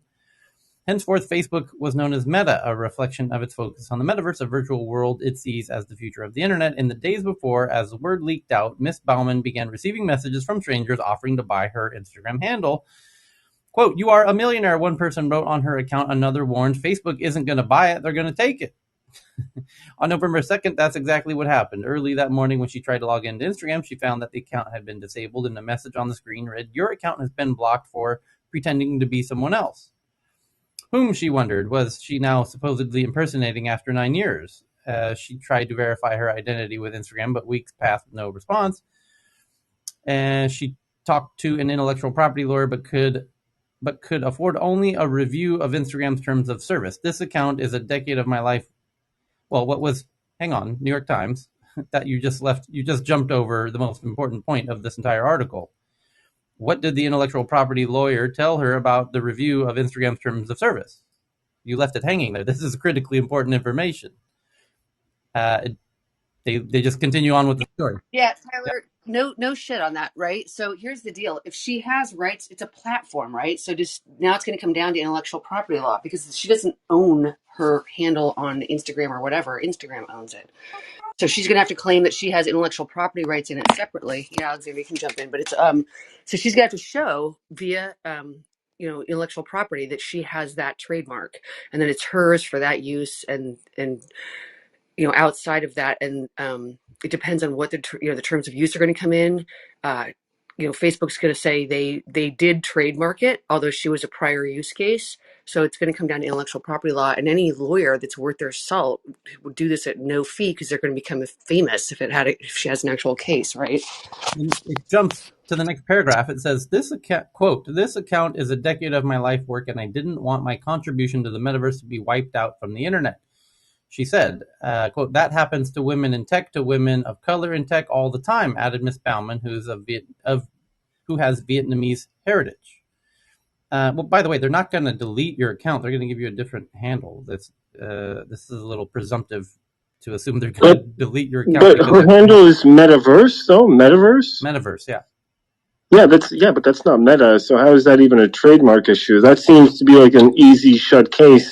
It's just sad to see that she couldn't find a representative who would give her the kind of breakdown for free. No, it's not easy shut Like because she doesn't own the handle. like the They previous can speaker take that said, it would handle. be a great case to become famous with. It's an easy shut case because the terms of service she agreed to says the company owns all of the handles. Right. People get deplatformed all the time for different reasons. I mean, and hopefully she can get her data back because that's a big question: is what obligations and rights these companies have when they do shut it. For it. Right, but there's a lot going on behind that on the data that when you get deplatformed like this for different reasons, right idea. Like they took away her handle. Yeah, where does the data go? If you could buy social media handles like you can buy internet domain names, that would be kind of an interesting thing. She started Metaverse makeovers in 2012 when a phone running her app, She saw potential to scale the technology. In the meantime, Mark Zuckerberg, Facebook chief executive officer, was investigating heavily in his own futuristic version of the metaverse. And he built Facebook. Okay, I think we got the whole story. However, interestingly, here we go. On December 2nd, a month after Miss Bauman's first appeal to Instagram to restore her account, the New York Times contacted Meta to ask why it had been shut down, and Instagram spokesperson said that the account has been incorrectly removed for impersonation and would be restored. "We're sorry for this error," he wrote. 2 days later, the account was back online. The spokesperson did not explain why it had been flagged for impersonation or who it might have been impersonating. The company did not respond to further questions about whether the blocking had been linked to Facebook's rebranding. Now that her account has been resurrected, Ms. Bauman plans to fold the saga into an art project she started last year about death in the metaverse. They could have done, Tyler, they could have done Hey, loss equals now creative expression. So sounds like a good happy ending. Hold on, Eric. Go ahead.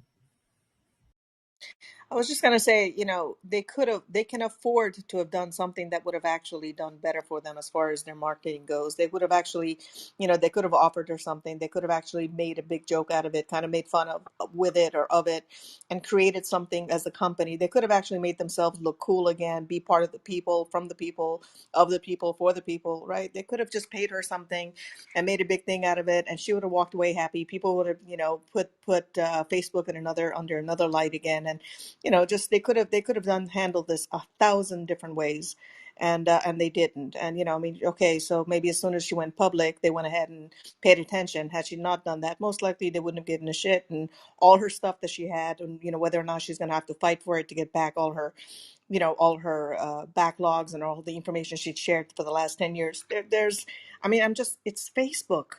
Yeah, I but you just guys, can't believe. we don't know the scenario. So I'm going to push back on that a little bit. We don't know what happened there. Like, we're reading the New York Times article. Is that it? So we don't know. Yes, anybody in marketing, any corporation can handle things a million different ways. And so this may or may not be a great way for them to handle it. And you're right. They could have had fun with it. I'm just saying, We don't even regardless know of that what happened. we're assuming that Facebook did this because they don't like her having metaverse. And they haven't said that she won't get all of her data back. And she hasn't said that. Right now she has an opportunity. She's gotten a lot more press. But I mean, we don't know the scenario here, as Tyler's saying. It's the New York Times spin on what happened here. So I agree. I completely agree with you. You know, had I been at Facebook, I would have probably just gone up and say, "Hey, let's find out who owns Metaverse and let's have some fun with this and make some, you know, do something good, you know, with the people and create something fun out of it." And actually came back looking great as a result of it. But no, I understand what you're saying. There's no, you know, not knowing what's going on in the background. But I'm just looking at it that there was an opportunity there that was lost. Yeah, Yeah, given this. L, I mean, Sorry, go ahead. that you just said that she got her account back, Yeah, right? So in turn, that means she got her data back. So but it's not that she doesn't have her data. If anything, it's more like, was there any money loss? Was there any right.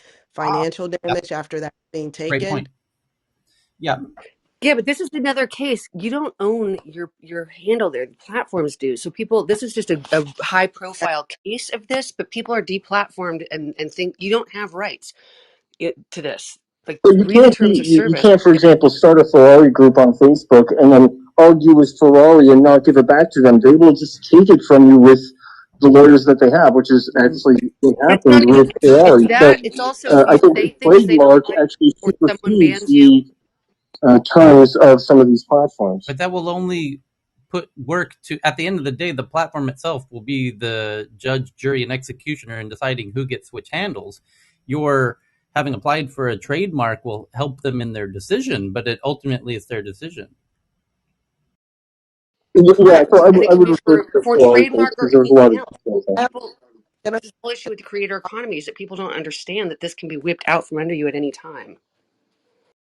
So it's an interesting one, and I'm glad she got it back. And Who owns? Does somebody trademark Metaverse? Because that's been used way before Facebook changed to Meta. yeah, true. Who owns that? That's a good question. Is it ever? I think at this point it has to be evergreen. Well, by the way, I mean trademarks have hundreds of different classes for different uses. So the question is, who has it for the class related to 42, internet services, for example? They can also be bought and sold, so not a big deal Yep. usually.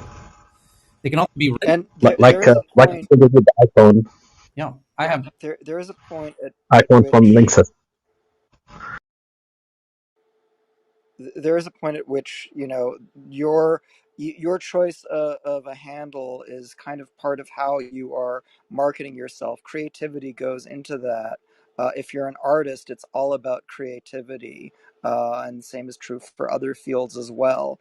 And it's kind of like this is an appropriation of intellectual property in a certain way. It's also appropriation of somebody's branding, especially if they take it and they use the same handle for something else when she's built it up, and presumably there are lots of links to it, that from elsewhere pointing to it.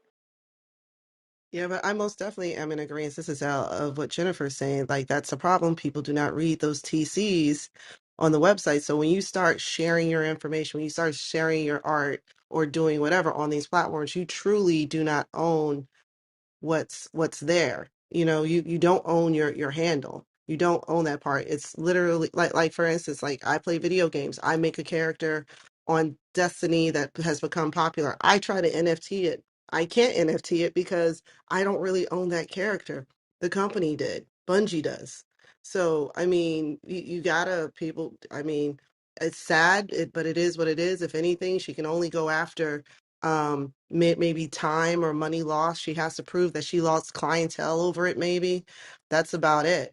But She there's has a to show point. that it was a violation of that they violated their own terms of service Yeah. doing that. That's how you go back. So to your point, and that's a great example that you gave for this, because no one reads the terms of service, right? A lot of people need to be more sophisticated and read these, but then to people's side, these are written incredibly long, onerous, confusing. Facebooks are known for having double negatives throughout, so that they're very hard to understand. And so that's another one, is that there are movements, and it's, again, by regulation, these are going to be slower than molasses. It's going to have to be more community or market driven, but to have these, the meaningful points brought to the top and made clearer for consumers or users, um, in everything, in these digital personas, in devices, etc. So all good examples. But again, in these, you have to show that the company violated their own terms of service, because that's what's governing, absent a different, some sort of violation of law. And as people are bringing up who owns, like, you might own the trademark for Metaverse. I mean, I would say, depending on when they got that, it would have been generic, but maybe not a long time ago, or descriptive. But it's there are thousands and thousands and thousands of trademark classes. So I think that there are people who own the word metaverse. I remember this came up in this room before for something in Australia, something different, like wine or something. But there's a lot of nuance here. And the big one is just that she got a lot of press. Hopefully that'll be helpful for her over this. And also, hopefully that will also make more content creators, which is where a lot of things are going, aware of a lot of them do have unfortunate incidents on these platforms. Okay. Yeah, it seems like a missed opportunity. Like, it could have been a good faith gesture to the community to support creators, but instead they come off again like the assholes they are often portrayed, and it makes it easy for, I think, the media to misrepresent things, even though there may be some valid or We don't know that. some Again, we're reading the details here. article. We don't. Okay, so we want to jump to the next one real quick. It's a rather simple one. A NFT seller, a Bored Ape Yacht Club, which I believe was the second very popular NFT series after the World Pioneers, which was the CryptoPunk. The punk. CryptoPunks, isn't it? Isn't it CryptoPunk? Yeah. CryptoPunks. So the Bored Ape Yacht Club series, which I think similarly had 10,000 different figures, and they're selling for lots of money. In the category of around, 300,000, many of them are selling for. So someone accidentally sold what would normally sell for $300,000 NFT for $3,000 because they put in the wrong amount they were asking for in the auction. Called the fat finger error. Occasionally happens Whoops. in traditional finance, but they're usually stopped or reversed. Not so with NFTs and cryptocurrencies. And yeah, somebody typed in the wrong amount. Seriously, you fat finger by adding more tech characters, not less. How can you fat finger less? No, you can't. They probably didn't know where the decimal was. And here's the deal. Back to your smart contracts. Once you put that in, it executes. So that's what happened there. And the difference between Bored Apes and CryptoPunks. CryptoPunks, I don't think allows derivatives, and Bored Apes do, which is why you're seeing a lot of they're derivatives. They're not the originals. And you can check that on their blockchain, but that's why you're having all kinds of different ones come out. They're building tons of community. That's what makes these so valuable, is the community around them. I actually have a couple of Bored Ape derivatives, and so it's interesting. But yeah, and that's an example. There was another one recently where I'll have to find the news story, Tyler, but where someone that they didn't breach the smart contract, they used a glitch in it to steal, I think, $36 million. But I anyways, see now what the person did. You can see it too. It's pinned to the top of the Clubhouse room, and I think Cheryl had it previously at the top of the Twitter space, where if you type in the amount you want to sell it for, he typed in 75. Well, that is the cents, like that gave him 0.75. What he wanted to type was 7500, which would mean 75.00. Because he wanted to sell it for 75 ether, and 75 ether is around $300,000. But he didn't sell it for 75 ether. He sold it for 0.75 ether because he didn't put 7500. He put just 75, which is 0.75. Similar to dollars. If you want to sell it for $1, you would put 100, not 1, because that would be 0.01. So you can see it in the photo that is pinned to the top of the Clubhouse room, and User error, I guess, but not fat fingering. I think that's the I just wonder the if the wrong person ever the key used a point. numpad, because if you ever used a numpad like in retail or anything like that, you know that you always got to punch in those double zeros. So I guess this might be, oh look, the numpad was removed from our keyboard, and this is what happened. I believe he blamed it on his fat finger. technically it's not the technically fat finger is a slightly different thing. He has suffered from That's discrimination against fat fingers. I have fat fingers. So, the next one is that the UK's CMA, which is their version of the FTC, where they look over antitrust and things like that, the Market Authority, opens an investigation into Microsoft's planned $16 billion acquisition of Nuance, announced in April, arguing it could reduce competition. Britain's antitrust regulator said on Monday it will look into Microsoft's $16 billion purchase of artificial intelligence company Nuance, which was, if I recall correctly, the makers of Siri. And it's pretty much as simple as that. The Competition Market Authority, CMA, has been stepping up its regulation of big tech, said it was considering if the deal would result in lesser competition in the UK market. Microsoft announced it would buy Nuance in April to boost its presence in cloud services for healthcare. I remember when I think Cal will remember too. Good to see Cal back here in the Twitter space. When that deal was first announced, and the deal has already received regulatory approval in the United States and Australia without remedies given.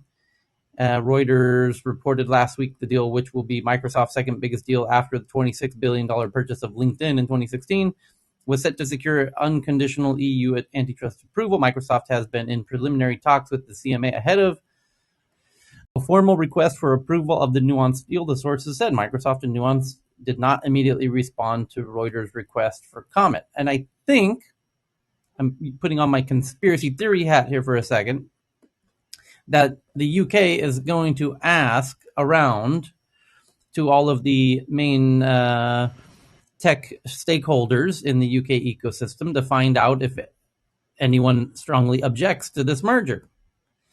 And imagine if there was I don't know that there will be. I don't think there will be. But I think this is going to become part of the hygiene of these big mergers and acquisitions, of these multi-mega billion mergers or acquisitions, where the EU wants to make sure that a big deal like this won't hurt future unicorns in the EU.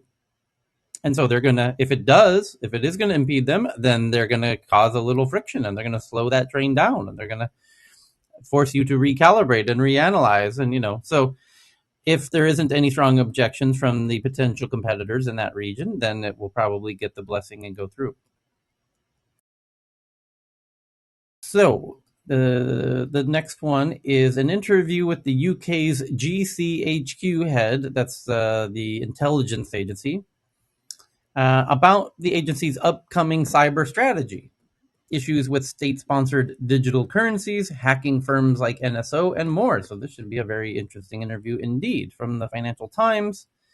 If Cheryl, you want to pin it to the top of the Twitter space, I will try to pin it to the top of the Clubhouse room, and so that everyone can read along if they wish.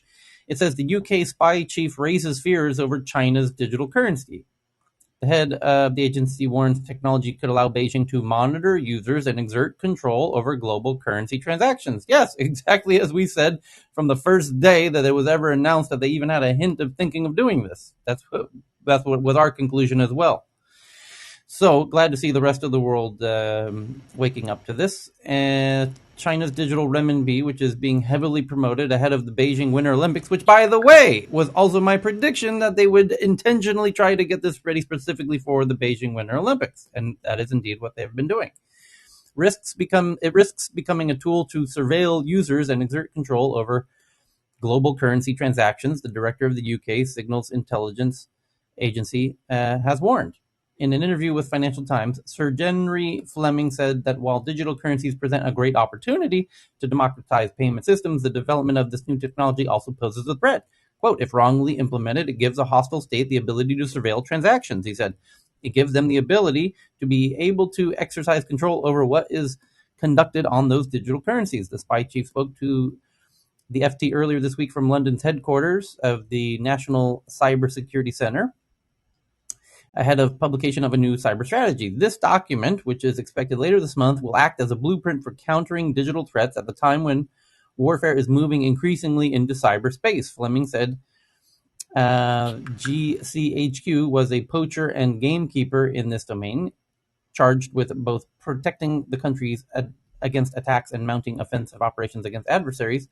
The agency, which has which has listening stations across Britain and overseas, works alongside its better-known sisters like MI5 and MI6, specializing in domestic and overseas intelligence, respectively. However, the agency's digital expertise is in high demand due to what Fleming calls the growing prominence of technology in society. In fact, the threats have changed significantly since the agency's historic role in the Second World War, when the codebreakers decrypted Nazi communications from drafty huts in Bletchley Park. He said China was now the biggest strategic issue facing the UK and was expanding its espionage operations and seeking control of digital infrastructure.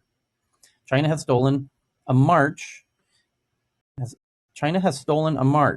It's investing very heavily, overtly and covertly, and that's because it is starting to exercise real influence on the way in which the rules of the road are going to operate in a technology and digital context. Fleming explained, we have to work out what our response to that will be. The spy chief was keen to stress the importance of the UK remaining open to trade with Beijing and cooperating in areas such as climate change, but he worried that if other countries gather larger volumes of data on British citizens, how they work, shop, socialize, and travel, it would prove deeply intrusive and could lead to an erosion of sovereignty. Earlier this month, Richard Moore, head of MI6, suggested China was exporting technology that allowed it to exert a web of authoritarian control around the world and accused Beijing of ensnaring other countries in data traps. Ooh, that's my new favorite buzzword right there, data traps. Digital currencies could be one such trap. With 140 million individuals and businesses already signed up to use the digital currency, according to the People's Bank of China, quote, in the context of the forthcoming Olympic Games, China is taking every opportunity to project their digital currency, and their hope is that foreign visitors will use it in the same way as domestic visitors. He hoped Beijing would coordinate with international partners in agreeing a system of regulation for online currencies. Some countries and organizations have shown a real thirst for a better dialogue in this issue, Fleming said, but noted that was not seeing that pull yet from China. Okay. One quick thing in that, if I can, it's Alexandra. Brian Brooks, who is a former OCC, which is Office of the Comptroller of the Currency under Treasury, and he was a hot minute at Binance US, and now he's at Bitfury.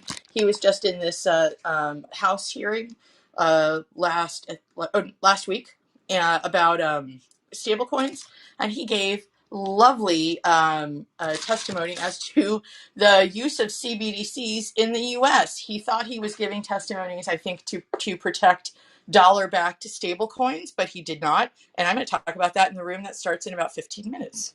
It's another tech news room for blockchain. Oh yeah, we are. That's where we're transitioning here in 15 minutes. Yeah. So he had another quote about NSO Group where he says it's damaging and should not be tolerated. Really interesting interview, and the intelligence communities globally, are finding themselves neck deep in all of these tech issues as tech becomes and data becomes understood and valuable to nation states. Information and intelligence gathering is all about data. So they are swimming and they're quickly, getting very in over their heads with tech of all kinds. So, Tyler, I guess these intelligence agencies have so much more information than the CEOs of the businesses, right? That actually are doing business in China or are in some ways attracted to doing business in China. And so that's the kind of dilemma they face, because if the intelligence agencies could take the data that they had and the information that they had, the intelligence they had, and I guess drive policy, and there's not a lot of businesses that would make new investments into China, right? But these businesses, especially here in the UK, because who are they going to do business with now? They've cut a lot of ties with Europe, and the whole premise was, we're going to make some good deals with China and India, right? Yep. India sorted itself out, right? Yeah. So now, this is going to be an interesting dilemma, Yep.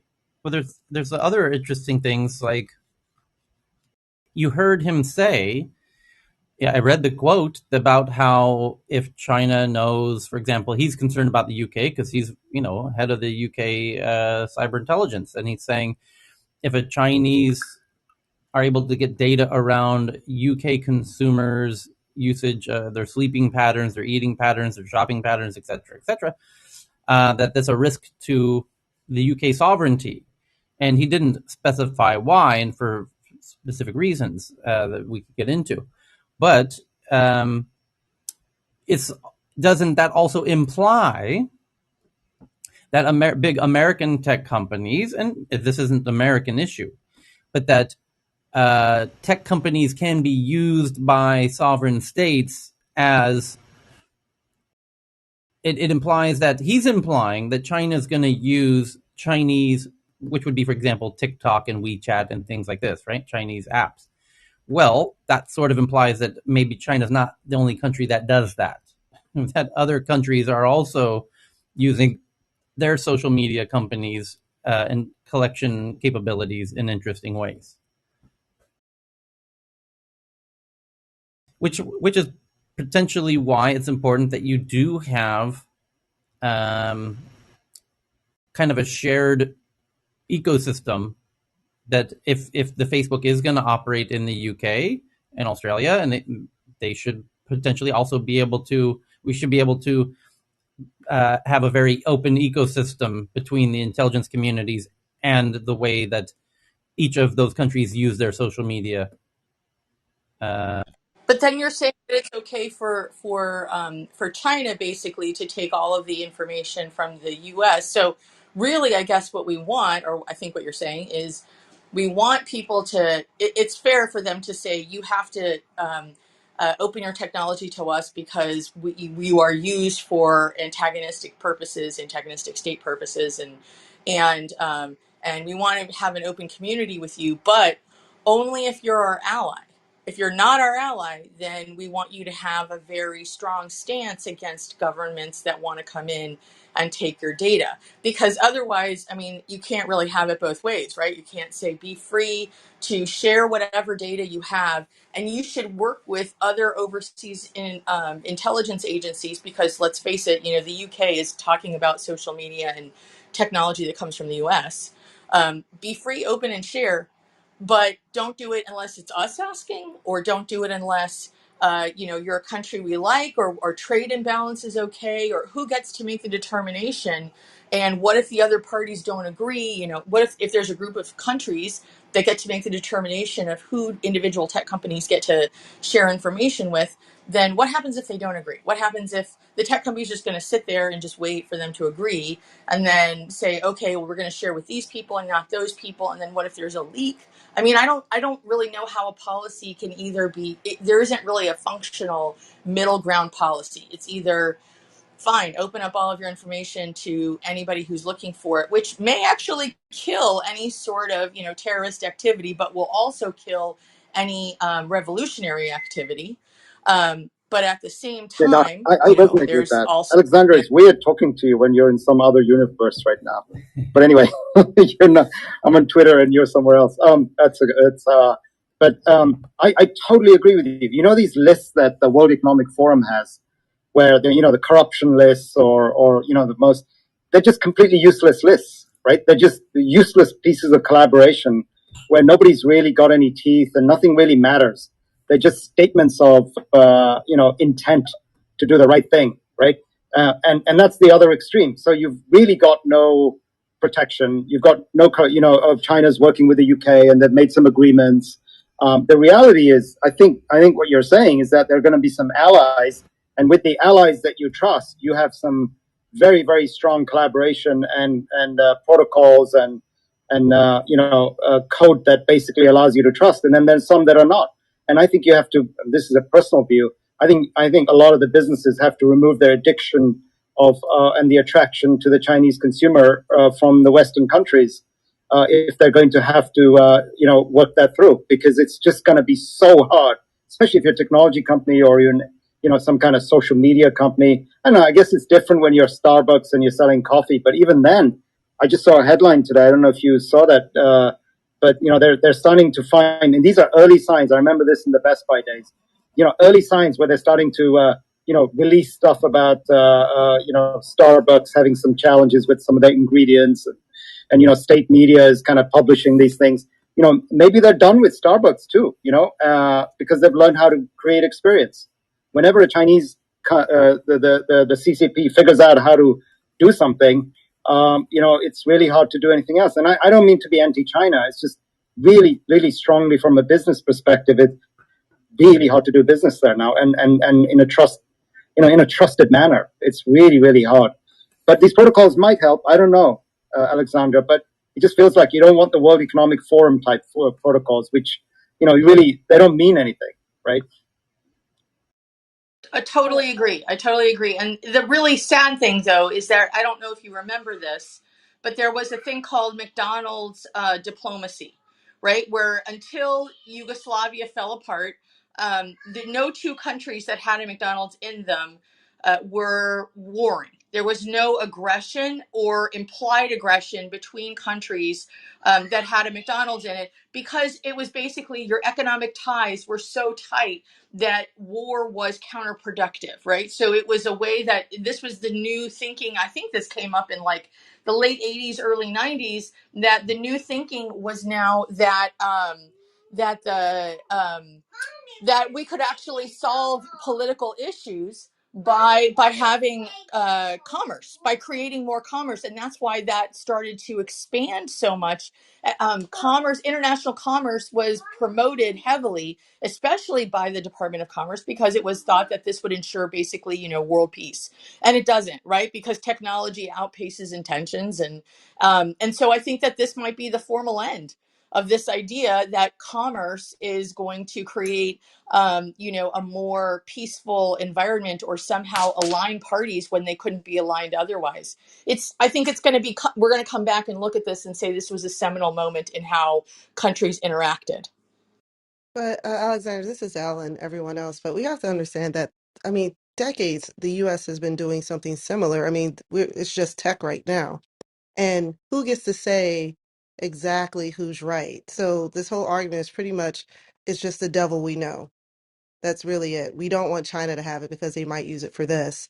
But then here in the US, we know through history that, regimes have been changed, countries have been changed by what we do here in the US and what we want in the US and what our special interests are here in the West. So this is why all of this stuff is unfolding the way it is. So until we get a point where people are, or where countries are not there for personal gain and we work like in more of a contingent versus, we have to have majority of the pie just so we can be in control.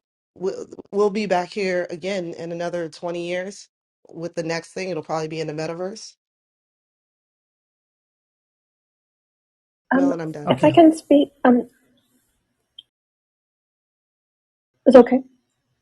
Go ahead, Yes, Katrina. Katerina. Okay, yeah, I just wanted to give a positive example where this kind of worked, but with the Brexit, it's kind of so Helmut Kohl and I think if I remember right, it was Chirac back then, quite successfully introduced the euro, and the economic partnerships in Europe were first just France, Germany, and Belgium, I think.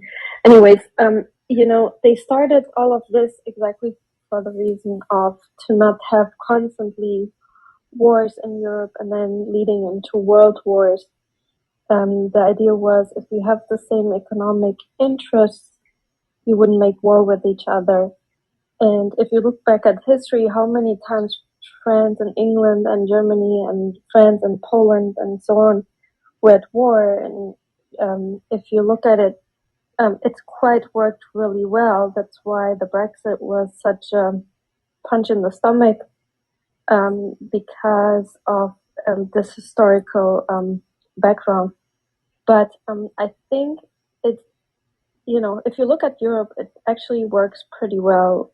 If you have a common interest, you will not necessarily go too fast into war. Not that it's not possible at all.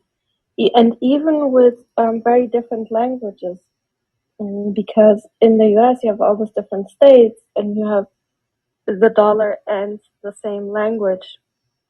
And there are disparities within countries like Belgium and so on, where different languages kind of are just, a symptom of conflicts where people want to separate. But the EU shows, even with different languages and kind of different cultures, if you have like this incentive like the euro, it kind of works pretty well. Not perfect, but I think it works kind of pretty well. Okay. So the next article that I have is Intel says it will spend $7 billion to expand its chip facilities in Malaysia. And CEO is in Asia this week for talks with TSMC and other partners. The investment marks a major outlay for the American firm. Intel spending $7 billion to build a new chip packaging factory in Penang, Malaysia, home of Penang curry. And it's actually a big airport there as well. If you're traveling through Southeast Asia, do get yourself a Penang curry if you ever have the opportunity. It's life-changing. And the next one is that Intel shares its post-2025 plans for pushing chip performance, including stacking transistors on top of each other to fit 30 to 50% more into a given area. Because our devices are getting smaller, they used to be big, hunky computers under your desk or on top of your desk, and then it became in your pocket, and now it's going on your face, and you're actually a lot more sensitive to the weight of everything when it's on your face, it turns out. So that's why they're going to try and get everything nice and small for you, so you don't hurt your neck. So the next one is from the New York Times, that the Game Awards 2021, fast becoming a major industry event, saw stars from gaming and Hollywood assemble for a long-delayed reunion on December 9th. On Thursday night, the video game industry held its big award event, which is quickly becoming as important and as long as certain other entertainment occasions. And this is from the New York Times. The Game Awards returns with glitz and industry asserting its muscle, the gaming industry. And it does look like the Academy Awards. If you take a look at it, as we said before, I will pin it to the top of Clubhouse if Cheryl can pin it to the top of... Tyler, it actually was. I'm part of the game industry and game developers club, and I think we probably had like 100 some people coming in and out. Some of the people were at the shows that won. We had people whose games, they're the writers of the games in the room. So it was a big event in Clubhouse for us. So it was great. And congratulations to It Takes Two. It was held at Microsoft Theater in Los Angeles. And it looks identical to the Oscars, honestly. Although, if you look at the stage and design and production quality, it's really intentionally meant to, mimic the Oscars. And the game industry is becoming as big, if not bigger, than Hollywood itself.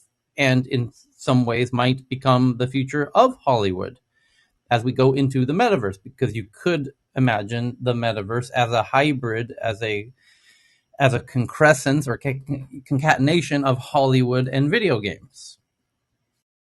So that's why this is very interesting. But I think in that marriage, who will come out on top in terms of having the upper hand in the negotiations and the leverage and the deal making and whatnot?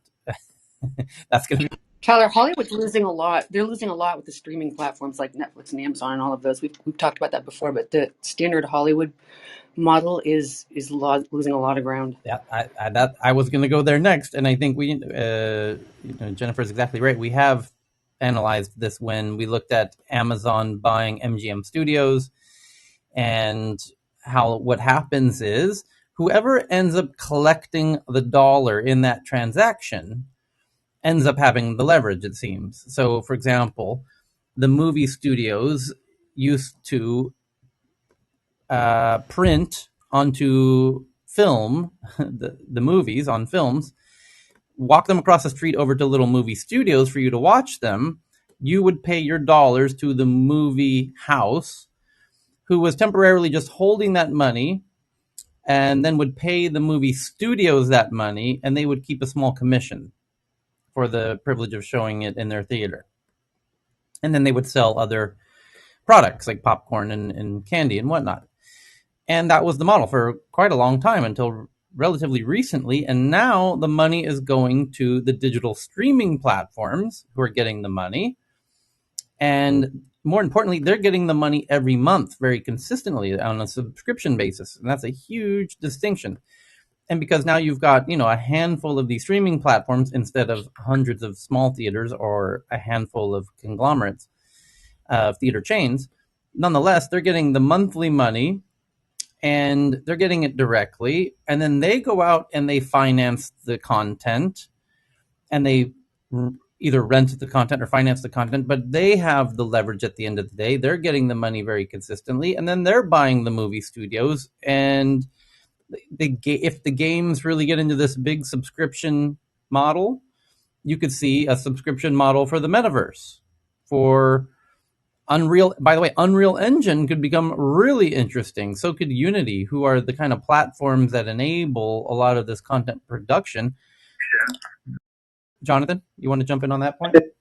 Yeah, Tyler, did you see that you talk about the Unreal Engine? There was an interview with Keanu Reeves, and I forget the name of his female counterpart, talking about how they've digitized themselves and obviously going through a demo. I believe there's a demo you can download of the Matrix in the latest Unreal Engine, which is, I saw a clip of it this morning. It certainly seems to be pretty unreal. It's amazing. Yeah. Photorealistic cityscape. So it'd be interesting to see whether actually there isn't a disruptive part that the artists, so the star themselves, the actor can play. If they own the rights to their digital image, then there's potentially disruption that they can cause, because then it's not controlled either by the streaming company or by the legacy sort of movie houses. Yeah, it's a whole new can of worms, and to figure out who's going to have the power in the metaverse. I think it's going to be platform. Ultimately, it's going to be the hardware, meaning the Oculus is going to have disproportionate power and as a platform, in the same way that the devices in the smartphones, mainly the app stores, the Apple and the operating systems, that and those are. That will be the case, though, Tyler. It's the content which is key. We've seen this with the streaming providers. The reason why Netflix is such a success is because it's spending more than anybody else on new content. They're always relevant to their audience, and I think that's probably going to be the case for the metaverse. I have my own reservations about, do we want to be locked in an online universe for any great period of time? But putting that to one side, it's really going to be the content that makes or breaks it. And if you can sort of hang out and sort of play games and interact with your favorite movie stars or pop stars or whoever it might be, as well as your friends, then that makes content king. I think that's going to be one variable. Some of the other main variables is going to be traditional network effects, where you're going to want to go where your friends are also, because you can have your friends in those experiences. If they're all on Oculus, you're likely to go on Oculus, or Google or Apple, or if they lock them into silos, as they almost certainly will in a walled garden, I don't see any indications that they're going to abandon their traditional strategies in that regard. But so there's the social network effects, there's the content quality element, there's a cost, and then there's a partnership strategy point, where if Apple traditionally only makes its own software for its own hardware, where in the Microsoft and in the Microsoft let their operating system be used by all the hardware manufacturers. Facebook has its own operating system for its own hardware. It has Oculus with its own operating system inside of Oculus. What Google no doubt will have Android for their headset whenever that comes out. What will Amazon do? Hard to say. And what will there be a whole industry of headsets like there is for smartphones? And if there is, will Apple let them use the Apple operating system? I would bet Apple won't let them. Will Google let them use the Android version? I bet they do, just like they did with the smartphones. And will Apple be willing to make, quote unquote, the same mistake again? It's not really a huge mistake, because Apple focuses on the most monetizable part of the content and the users, even though the vast majority of the apps and users are in the Android ecosystem. But I think Facebook wants to be the Android ecosystem of the metaverse, and it's a very multifaceted, kind of multi-dimensional chess game that they're all going to be engaged in. And you're right, content plays a very big piece of that. And if content is key, Tyler, then I think it's unlikely that anybody would put a walled garden, so restrict access to other successful content. So if you look at Apple TV, you can access Netflix content, you can access Disney content through the Apple Player and their hardware. So I think if they had a virtual reality headset, and I suppose this is true of Facebook and Oculus or Meta as it's now known, I don't think they'll put any barriers for their users, the people that buy their hardware, to access premium content. Because if the content is the distinguishing factor, then you'll find that people start to gravitate away from your hardware, your solution, because actually what they're interested in is the content. So, I mean, it'll be interesting to see how it plays out. But they do have titles that are only, but they also do only have titles that we'll say are Sony exclusive, like God of War and things like that. So people will go to where, like Tyler said, where their friends are, where that type of content is. I mean, Sony, for instance, PlayStation, there are a lot of older people of a certain type that gravitate more to PlayStation because of certain type of titles. Same thing with Xbox and people who are on PC. So, I mean, that's just how it is. And Apple's notoriously always lagged a bit in the games, but they dominate in the hardware. That's where it's hard to predict how this race will shake out. But I think most Apple users will have a preference for if Apple can make a convincing technical connection between your existing Apple hardware and the Apple AR VR headset for productivity reasons, because it connects seamlessly with all of your existing data in your phone and your laptop, and the apps automatically port over to your phone and then your headset, then yeah, probably Apple, anyone who has an Apple laptop or phone will likely get the Apple headset, and they're going to be just fine with that already, the audience they already have, selling them this whole new platform. But somebody has a huge opportunity, as Elle was just saying, of getting all of the massive gaming platform folks, like the PlayStations and the Xboxes. Microsoft is going to do something for sure. They're a major player in this race already with the Microsoft HoloLens. Yeah, I mean, Microsoft has already approached Apple, haven't they, about sort of potentially allowing some of their gaming titles to be offered on the iPhone. So I think, again, who knows? Because I agree that obviously if you can force players to come to your hardware platform in order to access the game that they want, because you control access that game, in essence, you own the title, then brands, companies will try and do that. That's a competitive advantage. I just wonder whether the market will be so big, rather like entertainment content, that actually if you start to try and not allow access to other content providers, entertainment or games in this case, actually you'd be doing yourself a disservice. I mean, Apple and all the rest of them, they have their own content that you can only access through Apple TV or through Netflix or through Disney for Marvel. But they also want to offer everybody else's content. So again, I mean, I don't know what will happen. It'll certainly be very interesting. But can I ask like a not so serious question? How many versions of New York City will there be, and will be there New York City tech to use New York City buildings or Brooklyn Bridge for the games? Because maybe there won't be that much tourism anymore. People won't travel that much anymore. Will that be a way how cities will get their money to tax the use of symbols like Rome and stuff like that? What did you want to say, David? Hold on, David was trying to jump in. Go ahead, David, and then we'll go back to Elle.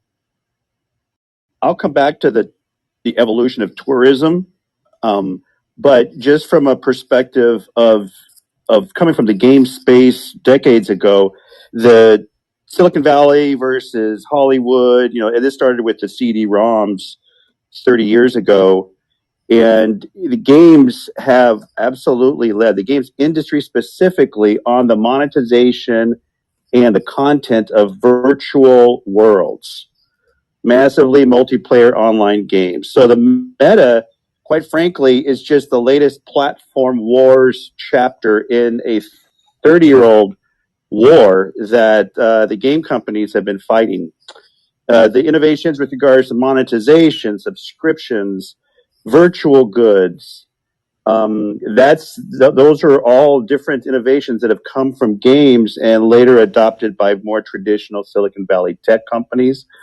What will be interesting as the way I kind of look at this also, because there's already hundreds of millions of people who don't give a rat's about this meta conversation because their nose is all buried with their friends in some pretty massive games that are played all around the world in things. So what the way I kind of look at this is going to be an evolution of the genre of social media for those quote unquote players, those of us who play on Twitter and Facebook and Instagram.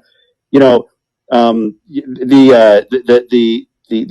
some fraction. I'll even give you more specific. Some fraction will be cool with this new VR immersion and headset and all that, but it's not going to be for everybody. You can't sit there for hours and hours. It does have an issue with your eyes over time. So we've got to learn about a lot of those things. Is Facebook going to own the future? Hell no. It's going to be a fragmented marketplace.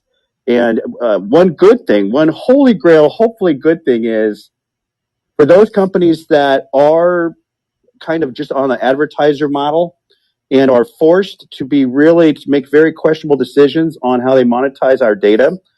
Hopefully, if they can get some traction, Amazon has not, by the way, if they can get some traction on titles that actually make subscription and real money in other ways, they can take a step back from being so invasive on our privacy and the data. And just in closing, the emerging genre of eco tourism, or I'll say virtual tourism, will have a really great benefit from an eco perspective.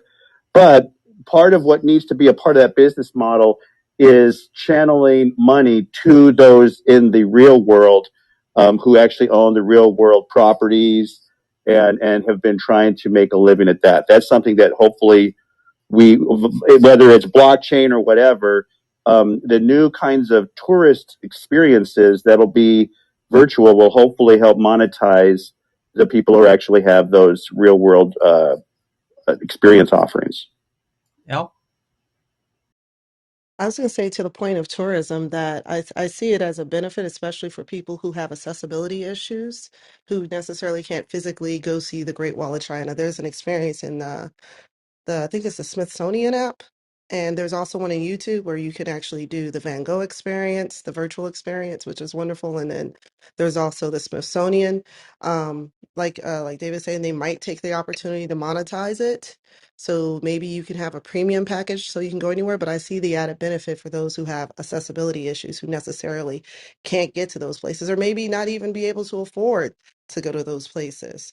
So I don't see it as a hindrance. And then also too, to your point about those I guess the renderings of New York City, they already have that now. If you ever played Division by Tom Clancy, that's a very thorough uh view of almost detail for detail of New York as well as DC. You can walk the streets in DC in a video game and and you'll know exactly where you are down to the street vendors. So they've had these experiences forever. It's just now getting to the masses. I'm Ellen, I'm done speaking. I hope when we go to Paris that the Americans who've never been outside of America get a sense for the disdain that the Parisian waiters have for Americans. I hope that Not always, Tyler. Not That is always. I'm just actually saying. an Assassin's I Creed. hope the detail comes through, the fidelity of that exchange. I think the traveling ugly That's American, actually a right? compliment, Hopefully they can Tyler. get some little dashboard reminder. Don't be so rude. That's a two-way street. It would be a real loss if you went to Paris and didn't have that experience. Is what I'm saying. So, But if you go to France, the best part of it is the food. In the metaverse, you can't taste it.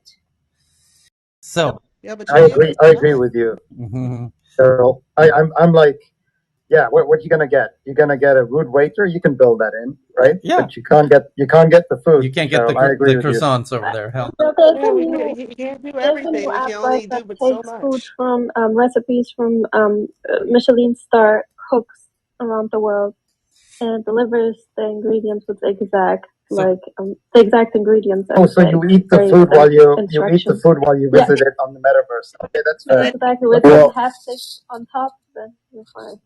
I wanted to make a comment about this. I went to Angelina's to get the hot chocolate. oh, you I was told did? I had to travel. Oh, hell yeah. No, I did that back in 2002. Yeah. And we took some home with us to try to recreate it. It's It not the wasn't the same. same. Not the same at all. I bought it for my mother every time I go there. Because they sell the glass bottles, right by the cash register. And Correct. while you're drinking, you're like, this is the most amazing, chocolate drink I've ever had in my life. Like, this is like a whole other experience. And you're like, I have to share this, with people I love. So you buy a bottle or two for, whatever you can fit in your luggage. And I bought my mom one Christmas some Angelina of a hot chocolate. And she took it, I gave it to her on Christmas. She heated it up. I said, you have to heat it up. We heated it up. Not at all the same. Nothing even close. Nothing like it. Right. But isn't that just like mom's apple pie? You You can't can't recreate reverse her engineer. experience. Yeah. Well, it's Yeah, you also the can't do that. experience. It's the experience. That's why so much Yeah. Yes. But wines taste great while you're there and you bring them I, home. I did bring her to But Paris a couple of years later, and we did go to Angeline. I was like, now you get to try what I tried to get you for Christmas, years ago, and you can have the real thing. And she even remembered the one I got her for Christmas. She said, yeah, it's just a whole other thing. Now, there's a sister headline to this whole topic of VR, which is that MGM. Quick Yep. point. Quick point before you We're move not moving on. on. This is a job for molecular gastronomy. So the yes, Starbucks is doing that, right? They have special filters and stuff, so the water is exactly the same around the world. So Starbucks Correct. actually tastes the same around the world. It does. So you could deliver the water. Yes, but I happen to know this as a rather significant Starbucks shareholder from the very beginning, which is Starbucks. One of the largest expenditures they have in every location they open is the water purification system, precisely to get the consistency of the water, to get the consistency of the experience. Which is why the cleanest water you can get in any city in the world is the Starbucks complimentary water that you can get. By the way, it's $1 million filtration system that they have for that. So, the MGM Resorts aims to reduce staff churn by having their job seekers try out roles with VR, even simulations with tough customers, starting in January. So that if you want to work at MGM Resorts as a bellhop or a front desk receptionist or a casino dealer, a blackjack dealer, a roulette dealer, you can now see what that's like before you actually do the job. I absolutely love this idea. And I do too. That's such a good use case. Yeah. I mean, I think trying out a job before you take it and doing it in some visceral way, I think that's just wonderful. I think that's a good use case. This is why Roblox has tried to corner the metaverse itself. That's exactly what it is. I'm so surprised actually when I see these kids in the game and all they're doing is working. They're like working at a deli or they're bagging groceries in the stores. And I think that's why they have a leg up on that whole concept. Well, there's places in California where you can go to a weekend to learn how to run a B&B. So basically you're going there to be the maid and you pay them. There's also a kids place in Bangkok at the top of one of the biggest shopping malls, where these shopping malls in Bangkok are ridiculously huge, by the way.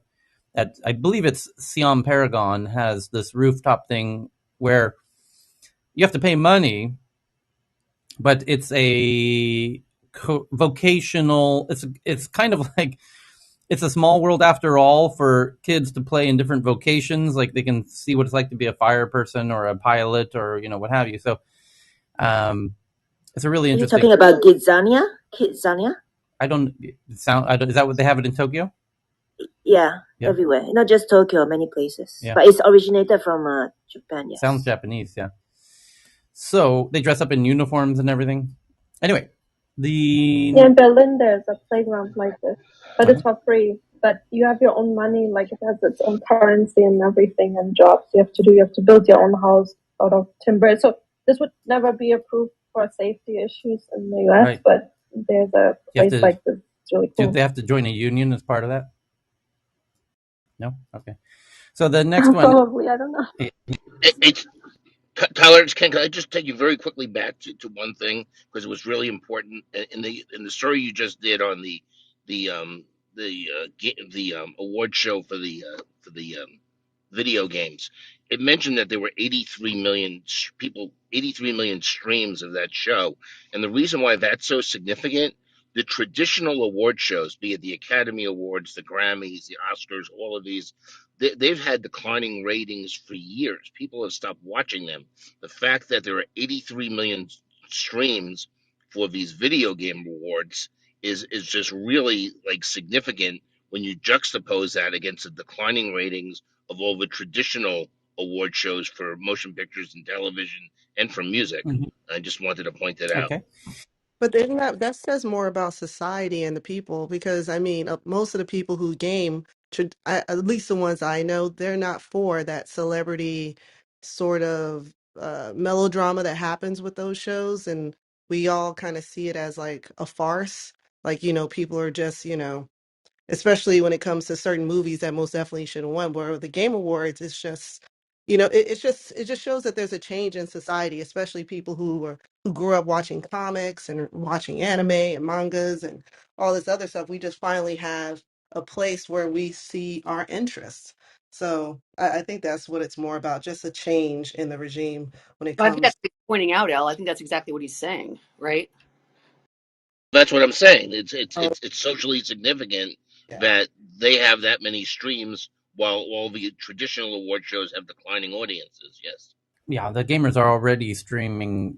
They're already, you know, to be like, hey, we're all on our streaming apps right now. Oh, by the way, just go to this link. It's like it's so much, it's just a one click away to get them to go to the live stream.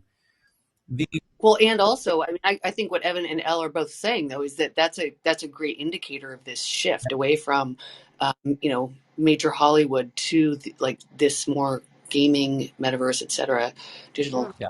Even down to CNN Heroes, that award show. I mean, a lot of people don't know about it, but they highlight people from around the world that's doing wonderful things versus, how many millions of dollars they got for this movie. So I think it's just a change in the way people think. They're a little bit more socially inclined, and also they're more. You can. It's because of how we are with technology. You can be, with lack of a better way, with it, your people and not be forced to watch this thing at this time because the award shows are on. So I feel like it's just, because of technology, we can silo ourselves off from any of that stuff. And I also wanted to plug, if you haven't watched it already, go to YouTube or IGN, watch the Matrix with Keanu Reeves, and just watch.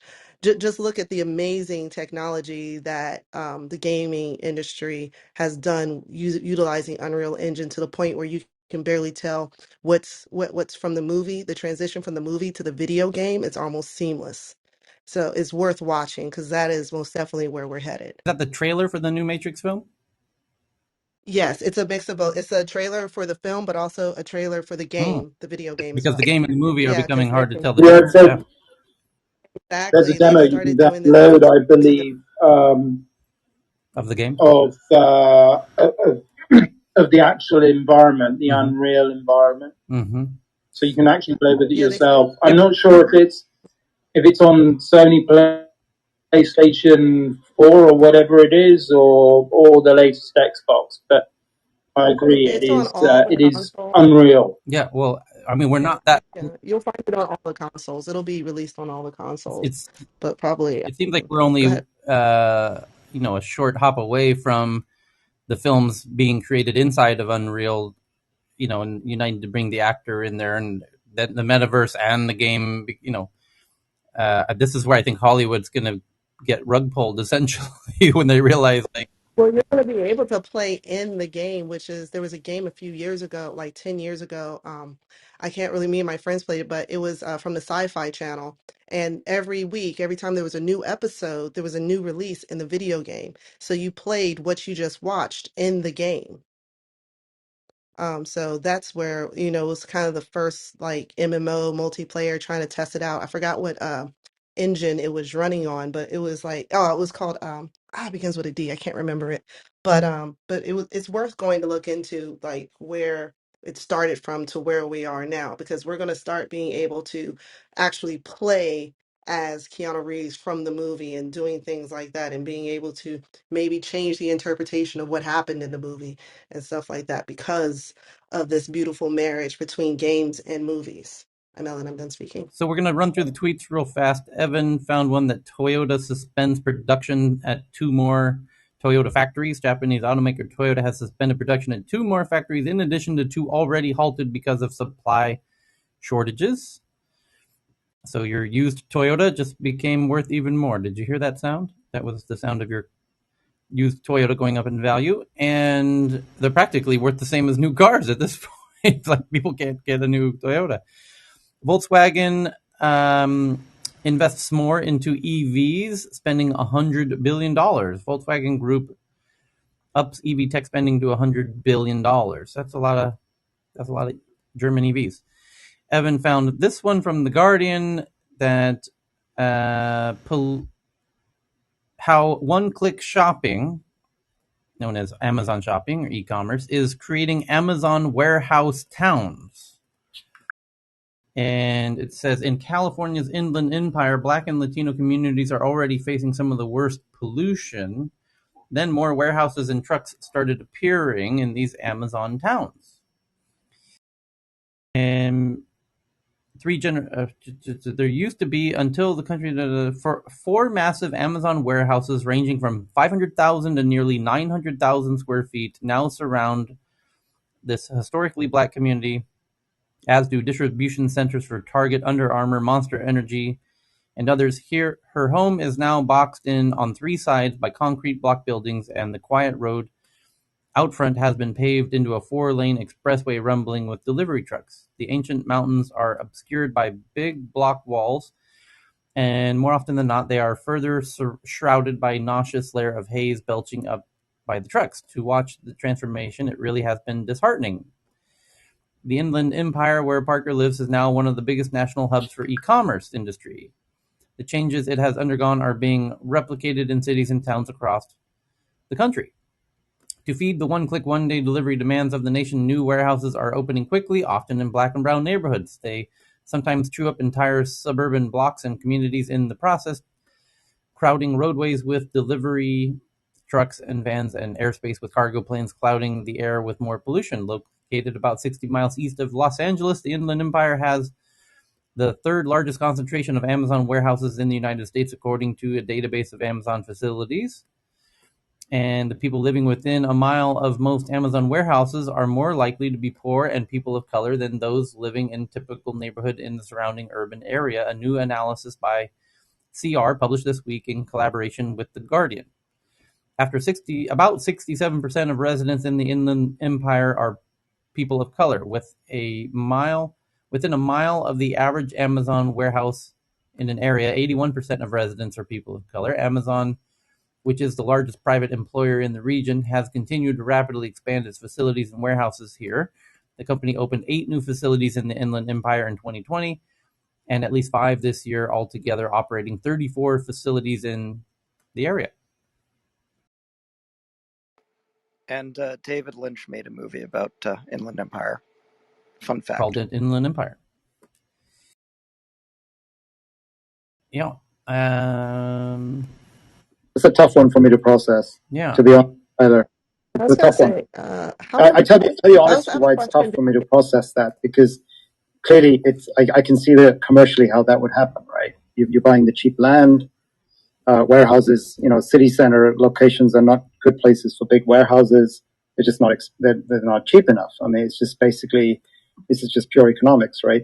And at the same time, I want retail just where I come from my journey. I want retail to thrive, whether it's a physical retail store or otherwise. I think consumers, make things happen, and I get it. There's going to be a lot of people out here going, let's consume less. I got that, and consume more sensibly.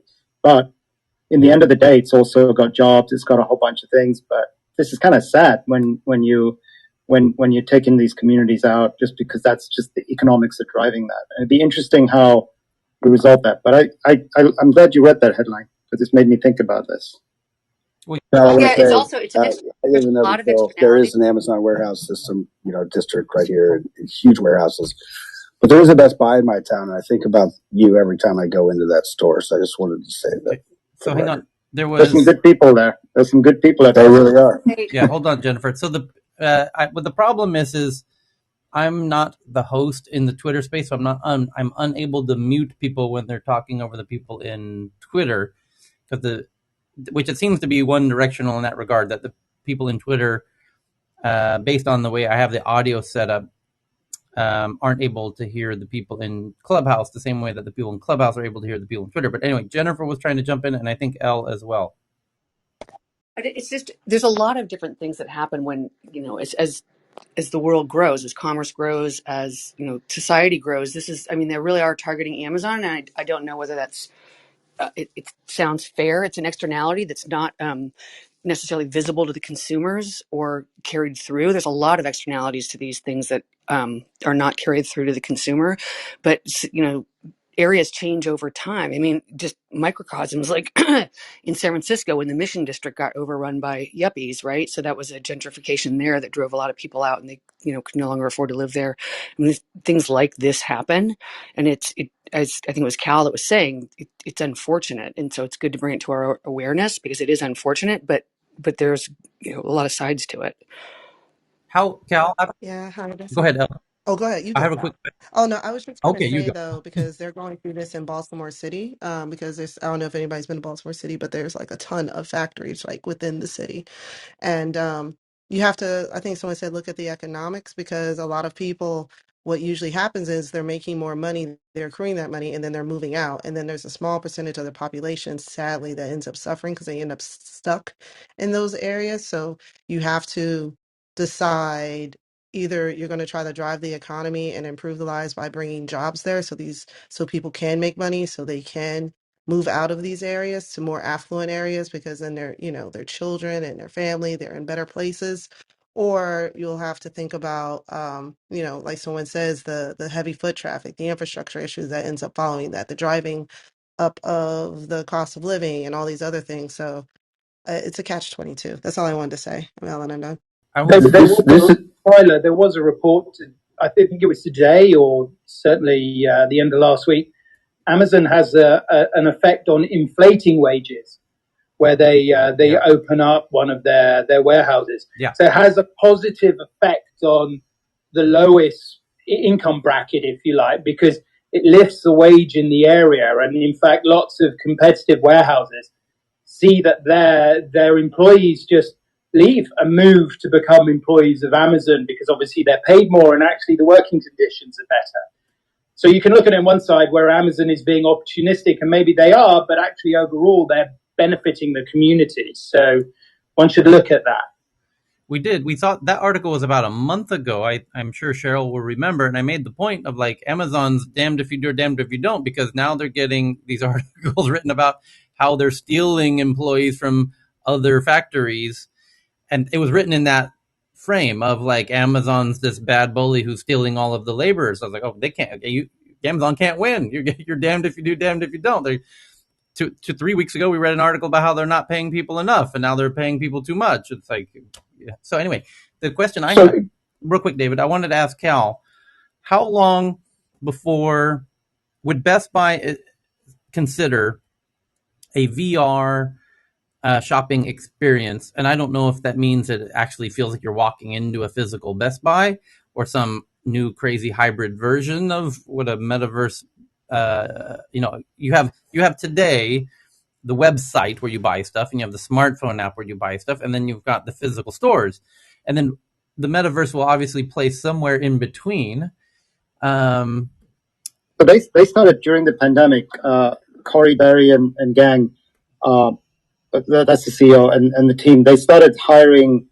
I don't know if people noticed it. I may have brought it up into Tech News once, but when they were hiring people, to help people remotely, for example, on computer service or, Geek Squad agents or something. But they were very specifically contracting with these people and setting the expectation in using very interesting words around, just so that people were like totally aware that this same, and they built a test team in Minneapolis where they have a group of people that were serving people during the pandemic when they needed to, because some of the stores, people couldn't get to the stores, etc., because of lockdowns.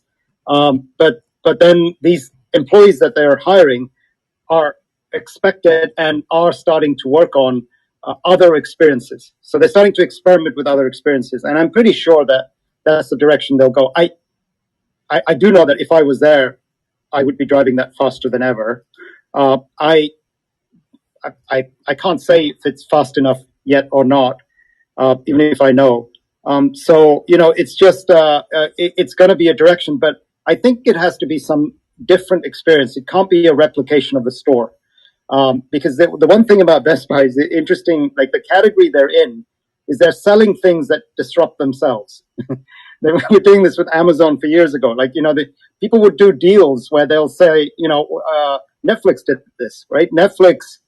We did a deal with Netflix where we would sell subscriptions for Netflix, which is when Netflix's original model, where they're delivering DVDs to your home, right? And as a result of that deal, we ended up with a minority stake of 15% of Netflix, right? Because we were basically selling Netflix subscriptions, but in some ways we were completely disrupting our own business. I mean, we were like basically selling these things where people are going to go off and in the future download those videos, and they don't need to come to the center of the store where we were selling all these DVDs. That's always happening to Best Buy. It surprises me that they stay alive, and I think that's a big kudos that they do, because that's going to happen on the Metaverse too, right? They're going to sell the physical items, the Oculus and whatever else is going to emerge there, and then people are going to do all this stuff somewhere else. So it's a tough place, but they've got new spaces that they care about, and where humanity needs humans to help them, and that's where medical comes in and a whole bunch of other things. But Tyler, it's a good question. They're working on it. I'm pretty sure they're working on it. Yeah, no doubt that. Thank you for that. So we've got a few more here. Valerie just sent in one earlier from Reuters that South Korea will roll out a pilot project to use AI, facial recognition, and thousands of CCTV cameras to track the movements of people infected with coronavirus, despite concerns about the invasion of privacy. How do we feel about that? Silence. Well, that's okay. Asians don't mind it. I was going to say, No way to protest it. could you just repeat? Sorry about this. I don't normally do this. I just missed that headline. I was just watching a tennis shot. Sorry about that. South Korea is going to roll out an AI, facial recognition, and thousands of CCTV cameras to track the movements of people infected with coronavirus, despite concerns about the invasion of privacy. Why are the people with coronavirus out and about? Why would they be exposed to these cameras? They won't be. That's sort of the point. Well, that's, I don't know. Maybe it's, go ahead, I'm sorry. No, it's okay. Go ahead, David. They want to they want to improve the contact tracing, to be totally useful, and to do they want to know when somebody potentially got exposed to somebody else and know where everyone is at all times, essentially. And this is many libertarians would use this as the kind of best use case of what they want to avoid, which is the government is going to use COVID as an excuse to build a system that enables them to know where everyone is at all times. And South Korea saying, yeah, we're going to do this because we feel that, it's a multicultural question. And as Cheryl said, Singaporeans would be like, yeah, whatever, no big deal. Yeah. in Singapore and Japan, there's already like a stand outside with a camera that also measures your temperature, and then a hand sanitizer below on the same stand that whenever you enter somewhere, they're always taking a shot. Yeah. So I reckon it's already implemented. Yeah, this is. Go ahead, Dave. Oh well, I mean, if you are wearing masks, the kind of interesting thing is, I believe that the mask, the mask wearers, whatever, the people that actually wear their masks is probably pretty high in Asia, and I'm not sure that you can actually do facial recognition if half of your face is covered. So there's a whole kind of like. It doesn't matter according to Charles Johnson. It doesn't matter at all. Well, it says it can I'm not sure if trace that's by completely true, but my point is there's that piece of it. The other piece of it is the threat of these new variants, and if we can properly re-anchor the threat appropriately onto the long COVID threat, which it's starting to look like is the latest big chronic disease that has devastating effects on the 10+% of people that actually contract COVID, then you start to work out the cost of COVID, the healthcare costs, and then the costs extended from COVID from collapsing healthcare systems that apparently is happening right now in Michigan just on Delta. So there's a bunch of calculus in there that I think would need to be really figured out to really have a full 360-degree analysis of it. Here's a cool. And quick point on real quick, and then we got to go to the next one. Isn't this just a headline? Hold on, it's a hell of a lot better than the state coming out and saying we're rolling out mass surveillance. This is just using COVID as an opportunity, basically. Roll out the surveillance state. That's that's exactly what it is. Go ahead, Ellie. Yeah, the virus doesn't care about civil liberties either. But the point was that in health tech news around the world yesterday, the point was made that a lot of people who are experiencing long COVID are reluctant to talk about it because it's seen as a shameful thing, kind of the way cancer was 30, 40 years ago. So people's perceptions of this as an issue may be skewed, and it should be taken very, very seriously. Okay, well, these cameras might be useful because a German court has now ruled that walking from your bed to your desk counts as your commute. The walk from your bed to your desk could now count as a commute, according to a recent ruling from a German court. The court ruled that a man should be covered by his company's insurance after he suffered an injury on the way to his home office. This is awesome. That is hilarious. I have been commuting from bed to office for the past 15 years. It is a thing. What if your office is your bed? Then what's your commute? Then sitting up is your commute. So what if the guy sleep in his bathroom? Is that considered occupational hazard?